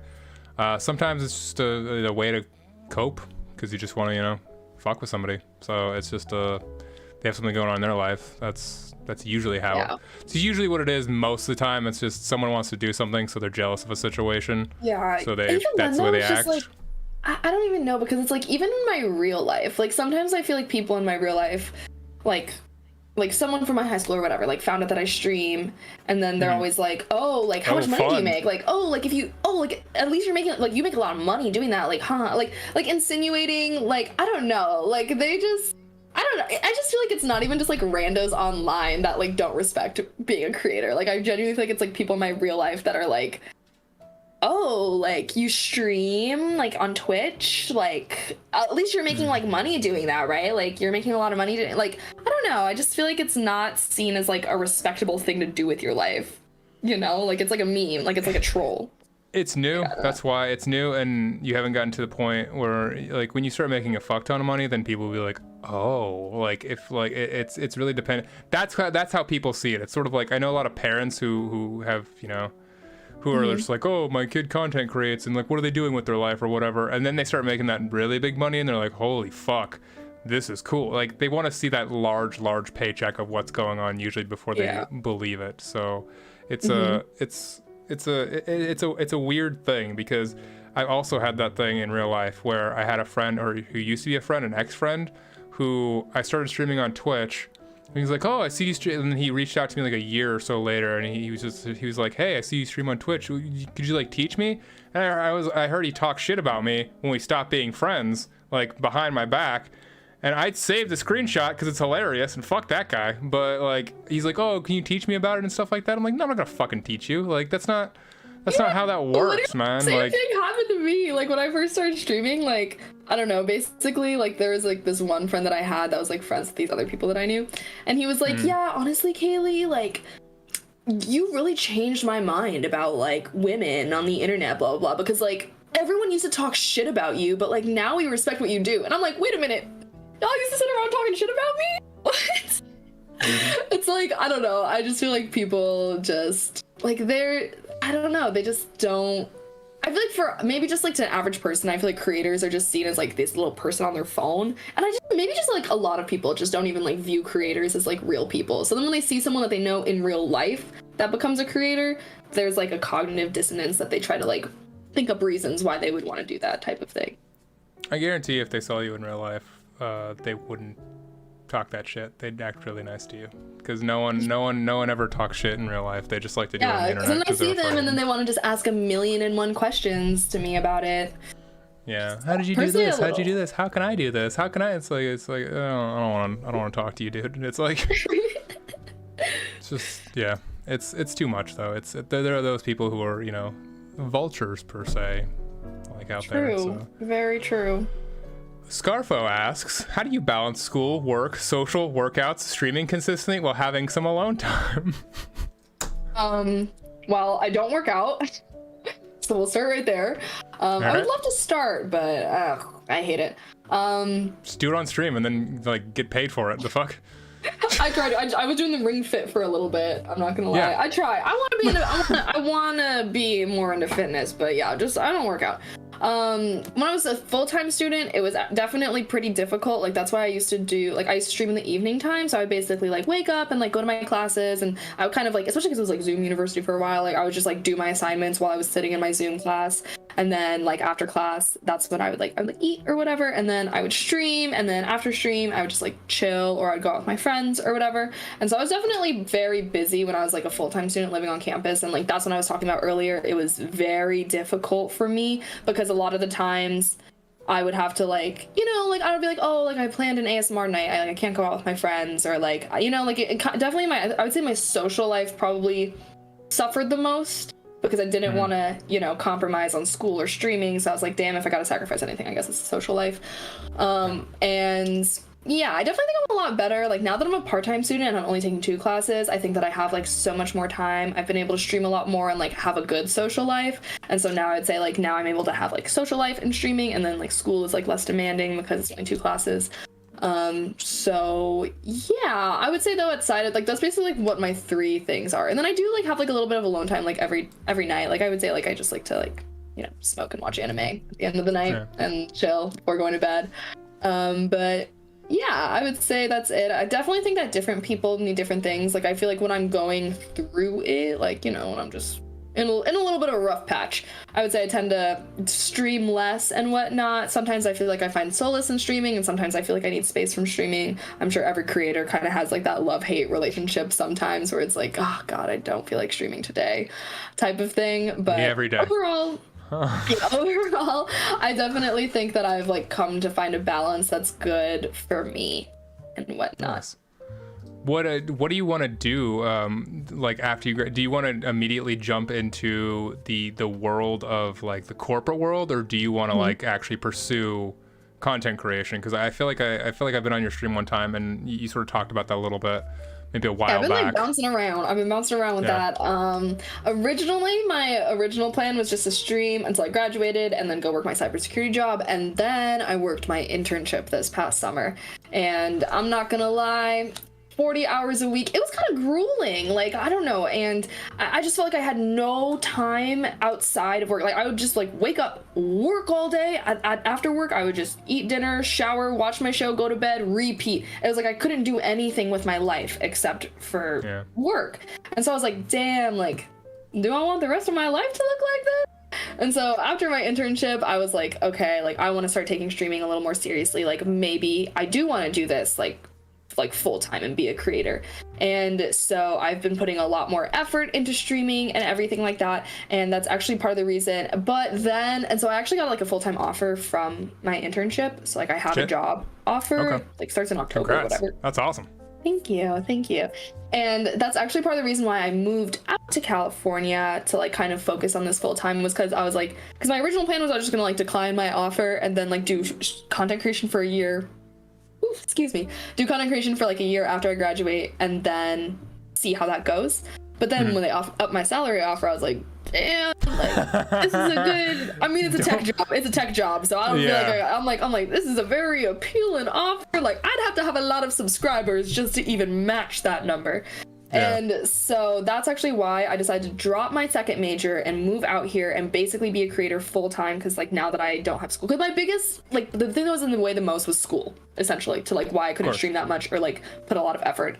And so now that I had school more so out of the way and I'm just part-time, I've been able to like focus on creating, and like I really want to like be on my grind for this semester. And then the summertime, over summer, I plan on deciding whether like just like to see how it goes. Like now that I've essentially been able to have like a lot more free time, I can see what it would look like if I was doing it more full time and whatnot. So I still haven't decided yet, and I don't want to try and force myself to decide until summer so that I can like see how I did over months. Because like I said, streaming's so volatile. Like just because I do good one month doesn't mean I'm going to do good the next month, and just because I do bad one month doesn't mean I'm going to do bad the next month, you know?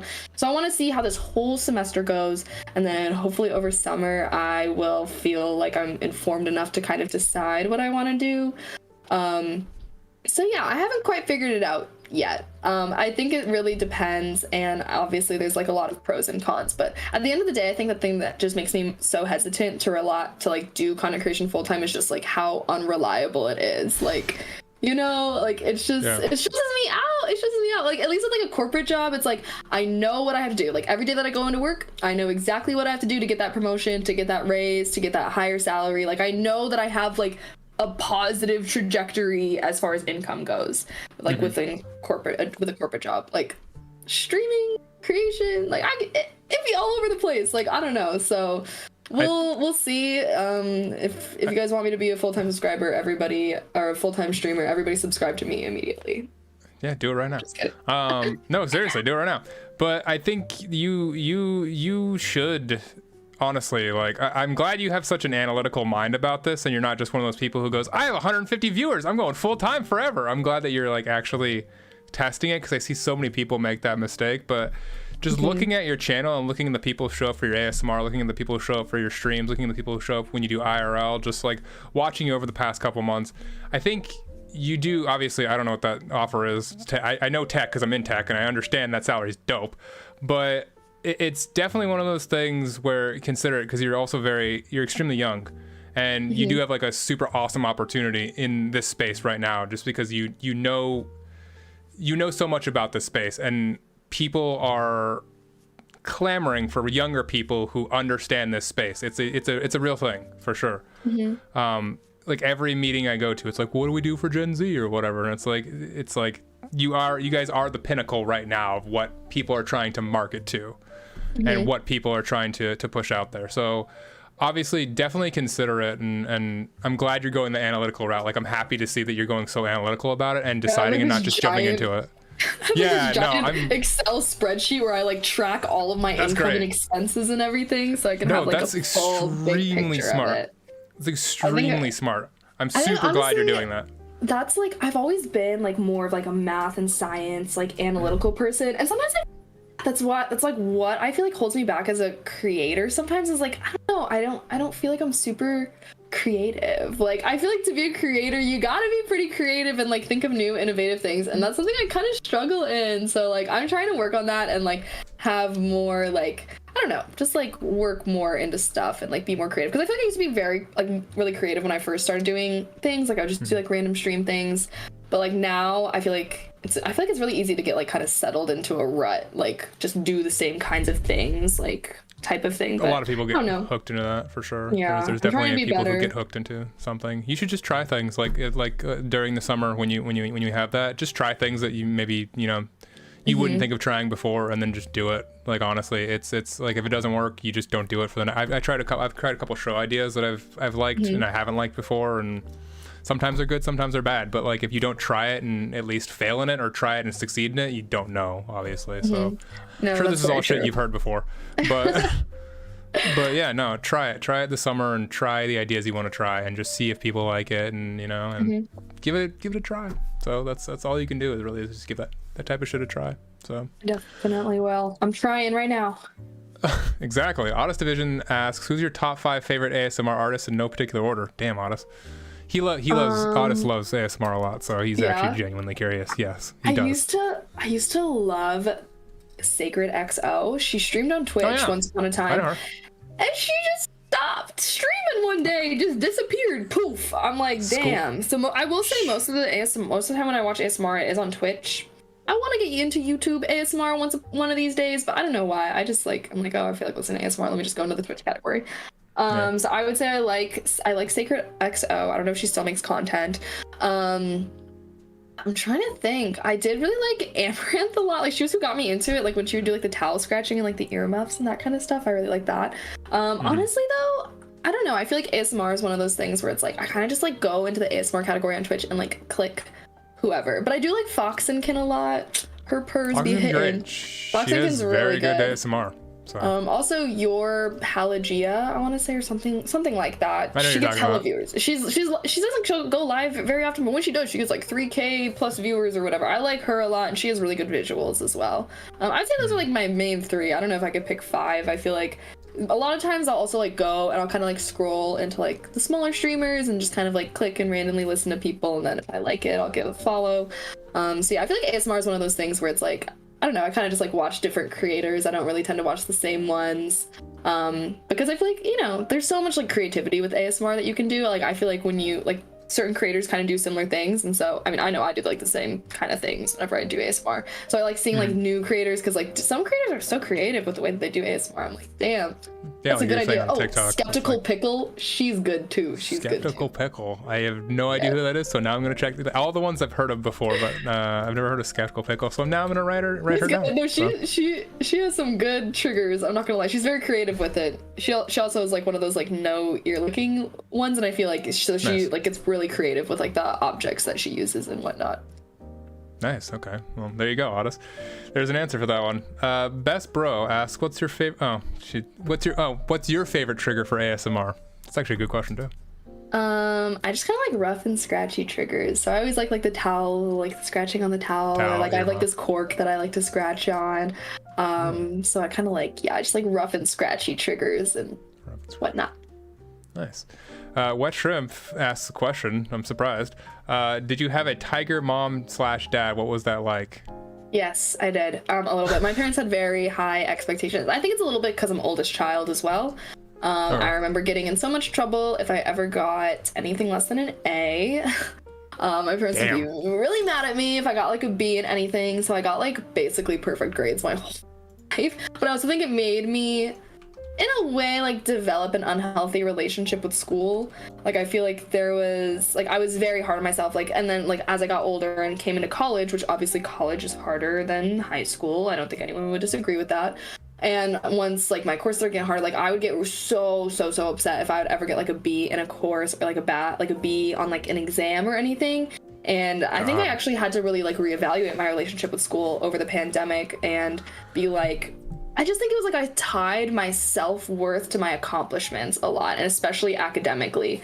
And like I really like felt like, oh, if I don't get good grades, that I am not like it almost was like, oh, I felt like I got my worth from getting good grades, if that made sense. Yeah. And I don't know, I think I have like a better relationship with like I think I have a healthier relationship with school, but also it's leading to me like not give a fuck about school as much anymore, because it's like, okay, I'm a valuable person even if I get bad grades, like, you know, type of thing. It's true. So yeah, I would say yes. I think that my parents like pushed me a lot when I was like really young, which has led me to like, you know, be able to get good grades, which is how I was able to get into a good school. And like overall, I can't act like it's that bad of a thing, because I feel like I've been able to accomplish a lot of things because my parents pushed me a lot, but definitely had like a little bit of like long-term effects that were like a little unhealthy. And I definitely think that I've worked on that. I think I'm still a little bit that way, where it's like I really like, I don't know, I want to be like this accomplished person. And so that's why I feel like I really like push myself in a lot of things that I do. And sometimes I think I'm probably a little hard on myself. I'm definitely a perfectionist in that aspect of like, I really want to, and it's always like, it's not that I want to be good at what I want to do. It's like, I always want to be like the best at what I do, which is obviously like an insane standard to hold yourself to. And so, yeah, I'm like working on it, having a healthier relationship with like me being like a competitive, ambitious person, but like in a healthy way, you know? Yeah. I think I'll always probably have that aspect of myself. Do your parents still like sort of harp on you and get on you now, or was it mostly when you were younger? I think it was mostly when I was younger. I feel like once I graduated high school, I think that at that point my parents were like, oh, like, she can succeed now. You can make your decisions for yourself. Like, you know, it's kind of one of those things, like, I feel like my parents were so strict when I was growing up, and then it was like the minute I became an adult, suddenly they became chill. I don't know if anyone else had that experience, but yeah, my parents were like so strict to like my whole life, and then the minute that I like graduated and like became an adult, they're like, oh, like you can make your own choices now. I'm like, huh. But I guess I couldn't when I mean, obviously everyone makes stupid choices when they're a teenager, but it was like it was like a very big change for me. And I do think that a lot of that also kind of stems from, at least like with this whole streaming thing and stuff, like I feel like streaming has allowed me to be completely like financially independent. Awesome. Now I'm living on, but like I was like paying for my own rent and like paying for everything that I had, and so I feel like that has made it so that I've kind of like garnered, like, I don't know, like I feel like my parents don't like have to support me at all, really. Like, so I think that that's why they're also like more trusting, like, oh, it's your life, like you can make decisions however you want, kind of thing. Because yeah, you know, versus I feel like when you're like a kid, like your parents have so many things they can hold over your head, like they're gonna take away your phone, or they're gonna ground you, or they can do this and that. Now it's like, okay, what are you gonna do? Like, what are you gonna do now? What are you gonna do now? Like, what are you gonna take from me now? Type of thing. So yeah, that's true. Wet Shrimp said Asian parents only care about what college you get into. Is that true? They just don't care until after they just care about a college and that's it? Maybe, yeah. My mom was like, because my mom's an Asian parent, because I'm half, and so my mom's an Asian parent. And yeah, my mom was like wanting me to like just apply to these like name schools, but like not even I don't know, like for example, like she really wanted me to like go like apply to UCLA and do UCLA, and I was like, UCLA doesn't have like a business like school, like undergrad business school. Like, they just have like the grad business school. I'm like, they don't even have a business school, and so I was literally applying as like an econ major, like an economics major. Like I feel like my mom was just very much caring about like the school reputation as to where I was applying. She didn't really like. Yeah, she didn't really like where I like ended up going to school, but I think that she now like knows that it was like a good choice. But she was like, "Why would you go to school in the Midwest? Like this random school? I've never heard of this school before." There's a lot of good schools in the Midwest. The fuck? Yeah, I don't know. My mom just cares about like she cared about like how like I don't know, renowned or like whatever the school the was. Name brand like, of something. Yeah, USC, basically. UCLA. If the school like actually had like a good system for my major. What's the word? A good major. Program? A good program for your major, yeah. I know what you mean. I went to a very random school. Well, it's not random, but it's it's Cal State Monterey Bay. It's up north near south of San Francisco, like 100 miles south of San Francisco, and it's a very random school. Like it's a state California school. It's just no one has. Exactly. You proved my point. Not many schools out here. I don't know that many schools out here to be fair. It had like 4,000 people. That's why I went, because I actually got one-on-one time with the actual professors. So I didn't want the thing where I was in a whole classroom and stuff like that, and I was like, there's like 400 people, and the professor's like, I don't even know your fucking name. Like I didn't want that. I took a class that had like 1,200 people in it, and it was literally in a theater, and the professor had to be like on a stage with a microphone, and there was like 2 levels to the theaters. And I was like, I remember, this is like my freshman year. So I remember walking in and being like, oh no. What? There's 1,000 people sitting in this lecture, literally in a whole ass theater. Like, God. Just talking into a microphone. He was also annoying though, because he was like one of those professors that was like, no technology. And so like, if he saw someone like that took their laptop out, he'd be like, oh, you up there, no laptops. I'm gonna wait for you to put it away now. Did he do roll call? Damn, you holding up 1,000 students? No, like it was like there was like a clicker thing, so you had to like do attendance like via this little like clicker. I don't know. Oh, it was the clicking method. Oh my God, I just imagine this dude sitting in a room with a microphone, just taking attendance, going, "All right, is Kaylee here?" You're just holding your hand up and waiting for it. That would suck. That'd be the entire class. I don't know why I pictured that. I just did though. Best Bro asks, have you ever heard of reverb ASMR? I've never heard of reverb ASMR. Oh yeah, where there's like an echo.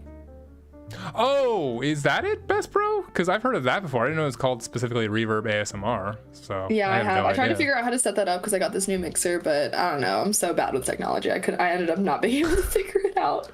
Maybe one of these days we can get a good reverb in for my ASMR. Just ask someone in your Discord. Someone knows it. I 100% bet they do. Or Probably. Just ask one of your friends. I'm sure you have tons of people on this platform that you know that you could ask. I have no idea about it, so I can't. But I'm sure there's someone else who does. I tried to set up a computer. I tried to set up a computer, and it took me over like 9 hours to do it because I don't know shit about building a computer. So, and my friend helped me do it. Yeah, so. I bought a pre-built, so I really can't say shit. I had a pre-built. I just got rid of it. So it's. Yeah, I definitely want to upgrade one of these days, but it's so expensive. It's too much money. One of these days, though. In the future, when you're making more money, definitely consider it, especially like at your rate and how you're doing and how you're content creating and stuff like that. So it'll definitely help in the long run in terms of like speeds on what you need to do. That makes sense, yeah. Because I feel like my computer right now is like actually not that good. Like I thought it was good when I got it, but I don't know. I've been experiencing some issues with it recently. Is there any advice you'd offer to someone, just in general? Piece of advice you'd offer to someone? Any advice? Any advice at all? It can be about streaming, it can be about life. Is something maybe you've learned before, or a piece of advice you've gotten that you want to kind of echo? I guess, I mean, I have a little life motto that I always tell everyone in my real life, and that is, if you want something, go and get it. I feel like a lot of people, I don't know, are so afraid of failure that they don't even put themselves out there. And this can go for anything, just like going out, like if you see someone cute, like, I don't know, don't be afraid to go up to them. Like if they say no and you get curved, like you're in the same boat that you are right now, which is like not having their number or whatever. Like, I don't know. I do think that a lot of people are like afraid to take a chance on themselves and just like what I said, like they're so afraid of failure that they don't even put themselves out there and try. And I feel like once you learn how to fail and you're okay failing at things, I feel like you will be able to enjoy your life so much more, because you won't, you know, like you'll actually be okay putting yourself out there, because you'll be fine. You'll know that you'll be okay if it doesn't work out. So yeah, that's my life motto. If you want something, go and get it. It's a good motto. It's funny I have it on my wall over there somewhere. Is it like in paint or something, or because I know you paint? It's written on a Post-it. It's written on a Post-it note. It was originally hanging above my desk, so I was like, get it. It's funny. It's funny that you bring that up. It's like go and get something. I'm watching all these TikToks, like the funny TikToks where someone's like, oh, I spent like $1,500 on a flight to this place, and then I went here and I did this. Just to like look at someone and go, oh, she's hot or whatever. Like, have you seen those TikToks where it's like the text on the top? Yeah. I always like see the ones where it's like dudes be getting hella amped up just to go to a party, just to stand in the corner and be like, damn, she's bad. Yeah, that's the one. Yeah, that's the one. Fucking hilarious. Every time I see those, I'm just like, damn, that's so true of a lot of people though. They just kind of stand in the corner and do nothing, but then they have like that super hyped up in the beginning of the night. They're like, yeah, we're gonna go out and get wasted, and then just that's exactly what happens to those types of people. They're just like, oh yeah. It's very much like internal versus external locus of control. Like I feel like some people just view themselves as like a passive person in their life and things are happening to them, rather than being like, oh, this is my life, and like making things happen for them. Like, you know what I mean? Like I feel like some people are just like when things happen, like they just feel like these things are happening to them as if they're not like an active agent in their own life, you know? Yeah, they kind of just stand back and go, oh, and cry, and instead of doing something about it. And I can't jump on top of, you know, those people who kind of just wallow in a pity party and don't try at something. Like, try and fail, motherfucker. Like, do it. Like, I feel like sorry, can I talk? I feel like even when I talk about things on streaming, like when I had my experience in my internship and I was like, oh, I really didn't like working 40 hours a week, like I want to try and be a streamer so that I can have more flexibility with my channel. There will always be people in chat being like, well, good luck with that. That's just the reality, all right? Like, just grow up. You're gonna have to get a job. You're gonna be miserable your whole life. Like, that's just part of life. That's just part of like being an adult. It's just hating your life and being miserable and giving your life away to corporate America. And I'm like, maybe that's your life. Like, damn.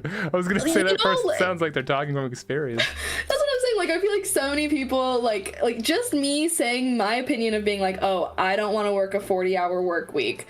So many people just get so triggered by that and being like, well, that's just life. Like, that's just, you know, that's just adulthood. And like, I feel like those are the kinds of people where they just are passive people. Like, they just have lives that they don't even enjoy. And like, they feel like they have no control over it, which like, obviously, you know, there's like extreme circumstances where some people really like don't have that much choice. But like, overall, I don't know. I just think that we have more control over our life than like a lot of people want to admit. Like, I think that some people, when they're unsatisfied with their life, it's easier for them to point and just be like, well, that's just the way that life is, rather than being like, oh, maybe I made some decisions to get me to this point, you know, type of thing.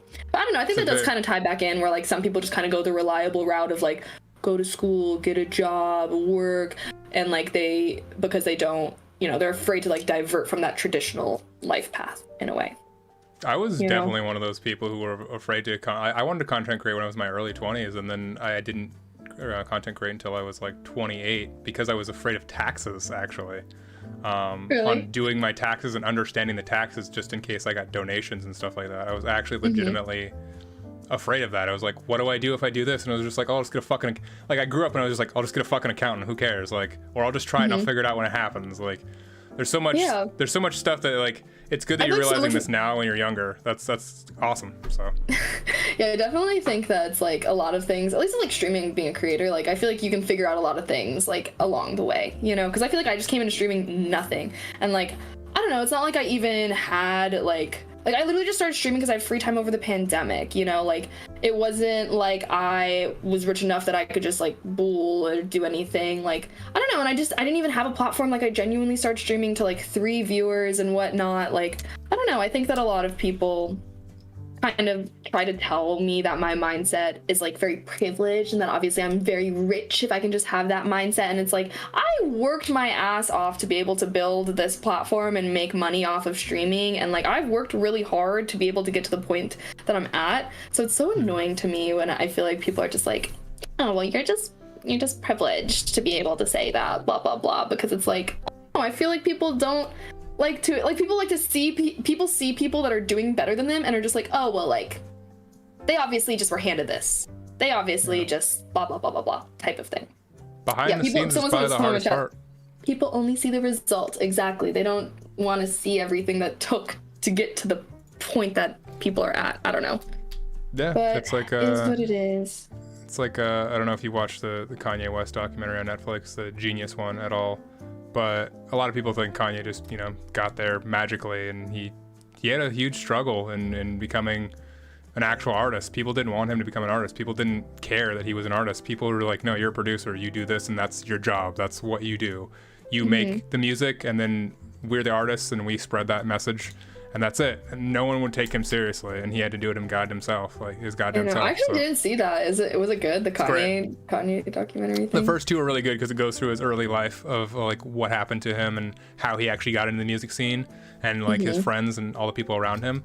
The third part's not my favorite. It kind of goes into like the Kanye we see today and just after his mom died and stuff like that. And the first two parts are fantastic though. It goes into like how he gets launched and how he becomes Kanye West. Ooh. So it's really good. I recommend it for sure. But I will say though, I guess I can acknowledge though that a lot of people are able to like be successful just because they have like like Billie Eilish or whatever. I don't know. Of course. I'm sorry. I don't think I could ever really truly be a Billie Eilish fan when I found out that her brother like was just a famous ass producer and that's how she was able to get into the music scene.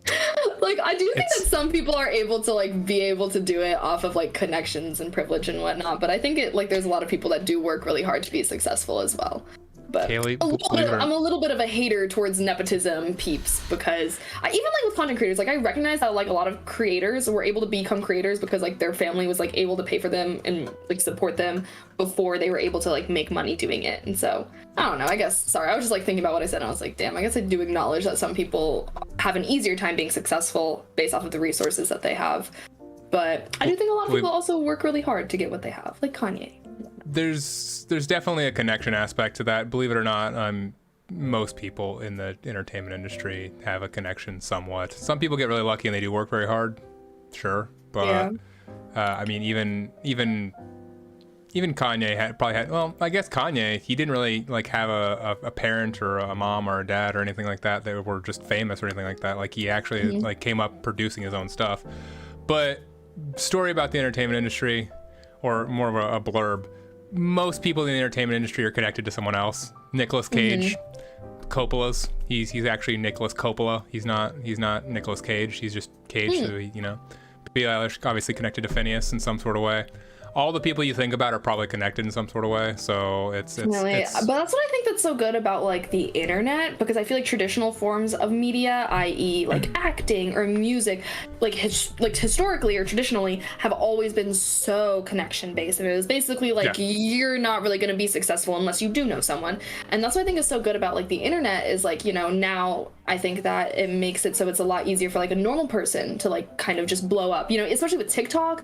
Like so many musical artists have been able to blow up just because like their songs went viral on TikTok and then people were able to find out, or just like creators, like anyone can go viral on TikTok. And so like now I think that there's a lot less barriers to entry when it comes to like being successful in media. Like I think that genuinely it's also a bit like, even like I think that, for example, like big actors used to be like a huge thing, versus I feel like now people don't really care whether like famous actors are in movies or not. Like if the movie is good, the movie's good. And like I think that there's like a lot of movies, and obviously people still care about big actors, like i.e. like Zendaya being in Dune, or like Timothy Chalamet, like people care about those peeps. But like for the most part, I feel like a movie doesn't have to have big actors in it in order for it to garner a lot of excitement around the movie. And so I don't know, I think that there's like a lot, I think the internet and overall like things are becoming a little less decentralized, and like I do think that it's becoming, not, I don't want to say like less connection based, but like it's easier maybe to make connections over the internet because I don't know, because life is networking at the end of the day. And if you have good networking skills, you can probably accomplish almost anything, honestly. I mean, yeah, it doesn't hurt to like have a connection in something for sure, but you're absolutely right when it comes to being easier to do something, or having that song on TikTok, or having someone like, people will just randomly reach out to like people on Twitter, and I had a friend, he literally got into an org because he sent them meme videos for like a couple months, and they let him in because they liked it so much. And I'm just like, that's just pure based. He didn't do, like, he just had talent and then possessed that talent and put it forward and did that, and like that's what happened. So good for him. It's I definitely know what you mean, though. It's definitely easier to do things nowadays, but there still is that aspect of nepotism within music, within Hollywood. Mm-hmm. Like I've worked in Hollywood before, and it's very much still apparent. Like, it's still there. Yeah, so I believe that. It sucks, but it is nicer to see people sort of have like a come up from all this new media. So that it's exciting to see those people can actually make a bigger career for themselves. So yeah. I only have a couple more questions, just some fun ones and stuff like that. If you had a superpower, what would you choose and why? Oh, teleportation, easy. I hate sitting in traffic, and I mean teleportation. I feel like that's pretty self-explanatory. Self-explanatory. I feel like we spend so much of our life getting to our destinations rather than being there. Like, imagine if you didn't have to take a long ass flight. Like, if I wanted to go to Europe, I can go to Europe. Or if I would be like, damn, I want a baguette right now, let me just go to Paris really quick. Yeah, I would for sure do teleportation. What would be your like, would it just be snap your fingers for teleportation? Would you get into a device? What would sort of be your avenue? Ideally, I don't have to have a device, you know what I mean? Like, I can just be like, oh, just no. Think of a location, bam. Yeah, that'd probably be more convenient, honestly, because if you lost a device, you'd be fucked. And then there'd just be like a whole weird time vortex of the thing. It's like, oh, I lost it. Yeah, exactly. We were just talking about that earlier. A whole bunch of technical issues. That would be bullshit. Yeah. What about last meal? What would be your last meal ever? If you like. Oh, Wagyu steak. I had Wagyu once upon a time in Japan. It was very expensive, but it was insanely delicious. And that was easily the best thing I've ever eaten in my life. And I would love to eat it again. And if that was my last meal ever, I would be very satisfied with that. Just Wagyu steak? Like, nothing with it? Like, you can get anything you want with it. You can get like a 10-course meal. Shit, maybe I'll get some sushi in there, some salmon. I don't even know. I feel like I don't know. I don't know if there's like enough last food. Meal, Kaylee. You can have anything. I do like steaks a lot. I like some. Just a variety of steaks. I can't even think. I like corn. Corn and steaks. I'll get some buttered corn in there. I'm just kidding. I'm actually not kidding. I love corn. I like sushi a lot. I just had Korean barbecue for like the first time recently. Fire! Oh wow. Let me get some white rice in there. Actually, I love just some white rice. Goes great with everything. Yeah, I don't know. I feel like I'm not. Honestly, unfortunately, I'm not a huge food person. Like, I would not consider myself a big foodie. Like, if it's good, it's good, you know? But I don't feel like I don't know. Like, I just feel like I'm like, food's aight. Okay. Yeah, like more of like an energy thing. Like, you like it, you have favorites and stuff like that, but you're more of like at the end of the day. But there's like, not anything that'd be like, this would be my last meal. Like, I feel like what I crave kind of depends on what mood I'm in. Like, you know?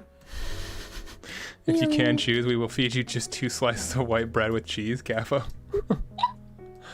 Oh gosh. Okay, yeah, I'll take the white bread. Hey, at least it's white bread. No whole grain. I hate whole grain bread. It's good fiber though. It's really good fiber for all that. I have a clip of your channel from your channel that I want to kind of show everyone, and just kind of get your thoughts on what happened. I'm gonna play the clip and just kind of go over it. And so. See. So this looks like you were like explaining a little background. It looks like you're in a tank with like fish and I don't know. I'll just play the clip. It's funny. It's actually a really funny clip.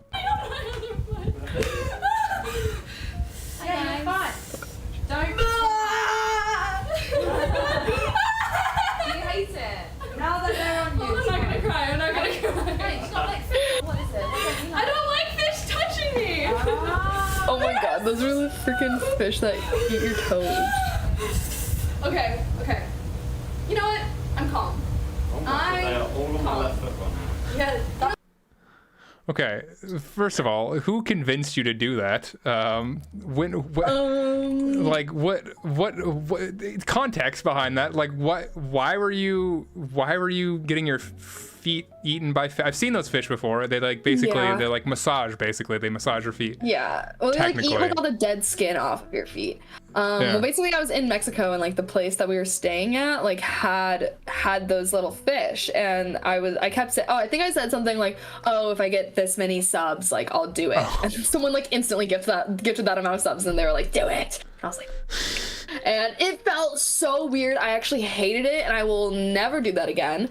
But at least I did it. But it was just so weird because they're like nibbling at like your feet because they like eat the dead skin off of your feet. I felt like my feet were soft as fuck afterwards. I'm not gonna lie, but I never got used to it. They were like, oh, you'll get used to it. You'll get used to it. I did not get used to it. Yeah, you genuinely seemed in that clip when I watched it. You genuinely seemed afraid, like you were I was actually just- afraid, like you were like shaking, like in the clip. I was like, stressing. I know. I don't know. I feel like I'm very much one of those people where it's just like, once I'm afraid of something, no amount of logic is talking me out of my fear. Like, you know, it's like, I know they're just like nibbling. I know it's like, you know, it's not like I was afraid I was gonna get hurt. It was just like, I just hated it. I hated the sensation of it, how it felt. But it was an experience. I can't say I'm upset that I did it, but I was for sure stressing. do you have any other fears like besides that you're just like, my biggest very much phobia. My biggest phobia is shots. like getting a shot? hate shots. I literally used to be that child where they used to have 4 nurses like hold down all my limbs when I was a kid to like give me my shots. Like even I'm not gonna lie, even to this day I can't do it. And no amount of logic, like, so embarrassing. When I got my COVID vaccine, I actually got the Johnson & Johnson vaccine because I knew I was not going to be able to do 2 doses. And I was like, okay, this is one dose. I can do the 1 dose. And so embarrassing. I'm grown as fuck. Okay, I'm literally like, what, 20, 21? I think I was 21. So like, I don't know. I'm 20. It was a pandemic. I'm literally in this, I think it was CVS. I'm literally in this CVS grown as hell, and I always feel so bad because the nurses always feel awkward as fuck. I'm literally like crying, bawling my eyes, and it's never like I was like it's like literally like I'm like hyperventilating crying, like, and I always feel so bad for the nurses because I'm like grown, and so they always feel like awkward as fuck. But yeah, shots are like the one thing where it's like I can't do it. Like I don't know what it is. Like I have like full mental breakdowns whenever I need to get a shot, and it's like I know it's not gonna hurt bad, I know it's gonna be over in a second, but it's like no amount of reasoning and logic is gonna like talk me out of. It's like, I don't know why, it's just like such a bad phobia. Like, that's like probably my only like really bad phobia where it's like really bad, and it kind of impedes my life a little bit because like obviously you gotta get shots, you know what I mean? So I honestly I don't didn't know. expect you to say shots on that. I expected like maybe like a fear of some sort of animal like snakes or spiders or something like that, but I didn't expect like the most is wow, shots. Okay, shit. That sucks though. That must be that was not fun when you go into a doctor's office then. Jesus. Yeah, no, it's always so weird and awkward. I always feel so bad for the nurse, but they're usually really nice with it, honestly. Yeah, nurses are they're a different type of breed of people. So you have a thing on your Twitter that came up that I was like, oh, I want to talk more about that. Oh, now it's gone. Okay, I had it. It was about philosophy. Let me actually see if I can find it really quick. Philosophy. Yeah. I have no clue what this is about to be. Give me 2 seconds. There we go. Okay, someone in my chat just said, imagine getting a blood test. I've actually never gotten my blood drawn because my what? phobia is so bad. You've never gotten your blood drawn ever? Never gotten my blood drawn. They tried to do it once upon a time because I was like, I don't know, I had some kind of like health issue and they wanted to test me for something. Like, I don't know, they wanted to test me for like iron deficiency or something like that. And so they were like, oh, we're gonna have to draw your blood for that. And I was like, nope, I do not consent. And they were like, oh, okay. So they just gave me the medication anyways. What Didn't if you really do anything. What if you have iron deficiency though and they don't know? Well, they just gave me the medication anyways. There's no on to taking it if I. Oh, damn. Yeah, I've actually my... never really had a lot of instances where they've had to draw my blood for anything. Like it was just that one time, and I was like, nope. I get my blood drawn every 3 months for I have something called hypothyroidism.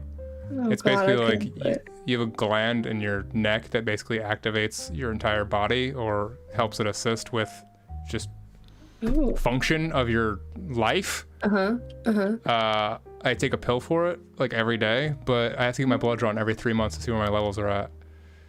Yeah, see, I couldn't even do that. Even like, even when I go to the dentist, I always refuse the numbing shot. And like, if they ever have to like drill in me, and I'm just like, no shot. I'm like, just go in. They're always like, are you sure? I was like, yep, oh my God. How do you do that? No, fuck that. I would rather go through the pain of having them drill in no numbing than even get the numbing shot. Like, I can't. That's how bad I hate shots. Like, it's bad. It's really bad. Dude, that is like on another fucking level. That's not cool. Holy shit. Oh my God, no. Do you have any tattoos or anything like that? Do you like withstanding pain or something? You like a threshold for pain?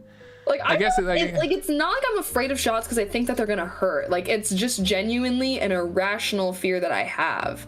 I would say I think that I have a decent pain threshold. I feel like women in general honestly have decent like I have like, you know, like, I get pretty bad period cramps, and it's like if I can deal with feeling like my organs are getting ripped outside of me, a little drill in my tooth isn't that bad. All right, that now you put it in perspective of your vagina feeling like it's gonna fucking spawn an alien. That makes sense. So I found the tweet. It was philosophy discussion in stream right now. Come to some deep talk. You've had philosophy. Like, what did you talk about? It's a long time ago. It's from February 2021. So, do you enjoy philosophy? Is that like a thing that I took a philosophy course actually once upon a time. My freshman year was to fulfill a gen ed, but it ended up being like my favorite course I've ever taken in college. It was so interesting, and we talked about like so many different topics. Like, there's just so much to unpack. We basically talked about like all the major schools of thoughts. I think that the most interesting, like the ones that I've like talked about on stream, would be like the mind, body, and soul kind of thing. So it's like, do you think human beings are purely physical beings, and like all of our thoughts are just like little zip zaps in our brain, and we are purely physical beings? Or do you think that there's something non-physical about our existence, i.e. like the existence of a soul or anything like that? And so like physicalists, they would basically think that once you die, you don't really exist anymore, versus like a non-physicalist, or like basically anyone that's not physicalist, if they think that there's like some kind of soul, that would be like anyone that believes in like an afterlife or anything further after death, or like that our existence is not purely physical. And so there's like certain thought experiments where it's like, oh, if you made like a clone of yourself atom by atom, someone replicated exactly like another person, like would that be you? And like a physicalist would be more inclined to say yes, because it's like that's exactly atom by atom you, versus a non-physicalist would be like, oh no, because like they're not, like they don't have your soul or whatever. So those are always interesting. I feel like a lot of people's like opinions on that stems from like their upbringing and like maybe their faith or whatever. Other things that are interesting are like free will. Like, do we have free will? Type of debate. And if we do, and it's like, oh well, there's like certain circumstances where like, you know, people's actions are forced, and it's like how, like, say for example, someone gun to your head is like, oh, go, or like someone puts a bomb on you and is like, oh, like, go rob this bank. If you don't, I'm gonna explode the bomb. And then they go, and like, the free will debate has like a lot of stuff within like law. Like, it was so interesting because like we would talk about like free will and then like see how it ties into laws, because then it's like, oh, like say the person then did go and they robbed the bank, and then it's like, okay, say they got arrested for it, and then it's like, okay, to what extent should this person be held accountable for their actions? Because yeah, they had a bomb plane on them and they were threatened to be killed if they didn't do that action. At the end of the day though, they did still choose to go rob that bank. They could have instead chosen to say no, or like whatever. And so there's like a lot of implications. Like, it's really interesting to like have like a free will debate and see how like it ties in with like our actual world and whatnot. Yeah, but like if like I was just gonna say, I was going to have that debate with you. If you were to strap a bomb to someone and then you force them to do something, they have to do it or they're going to die, right? Like what's like, they can't not rob it. Some people would say like, no, they should still be held accountable for their actions, like they still do it. And some people would be like, no, obviously that was not their fault that they did that because they wanted to protect their own life. And some people like it's just basically like a thought experiment. Like, in my opinion, I would say like, yeah, I think like, I don't know, like I don't think that person should really be held that accountable, but maybe face some consequences for their actions. Like, I don't know, because I don't know if I can really truly think like maybe that person should get away scot-free, because maybe it was like a decoy bomb or something like that, or but also it's like, and there's like also so many other cases, like for example when someone is like manipulated into doing something, so like cult leaders for example, like who's that guy Charles Manson, he would like would like almost, I don't want to say like brainwash, but like kind of like there have been instances where someone has like brainwashed / manipulated someone into like carrying out actions for them, and then yeah, maybe that person's carrying out those actions of their free will, but it's like how, but like, you know what I mean, like there's other cases like that like bomb case was like very intense. Like I think that the more like gray area is like those cases where like someone is manipulated into doing actions,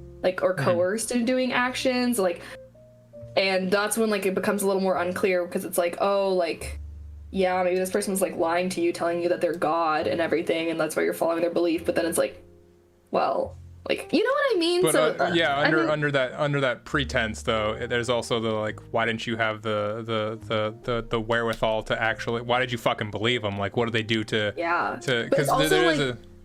But I think there's like a lot of interesting cases when like the person being manipulated, for example, it's like really young, or like a child or something like that, and it's like, oh, like this is like maybe like a big figure in their life, like, and they're being told this, and like even like, you know, like grooming or whatever, for example, like people will like, and like grooming doesn't have to just be sexually, like grooming them to like go and do bad things because like that's their parent being like, oh, like you should do this, you should do this, you should do that. Like stealing from a store, like there's plenty of exactly, there's plenty like that person isn't necessarily that. Like, especially if they're like a kid, like they're not going to have the wherewithal to even be able to truly analyze that subject. And that's why I feel like a lot of like, I'm pretty sure like Charles Manson or whatever, like I think like all the girls that he manipulated were like actually pretty young, because it's like easiest to manipulate like young people, because they don't have the life experience to be able to have like the wherewithal to kind of like really analyze what's being told to them.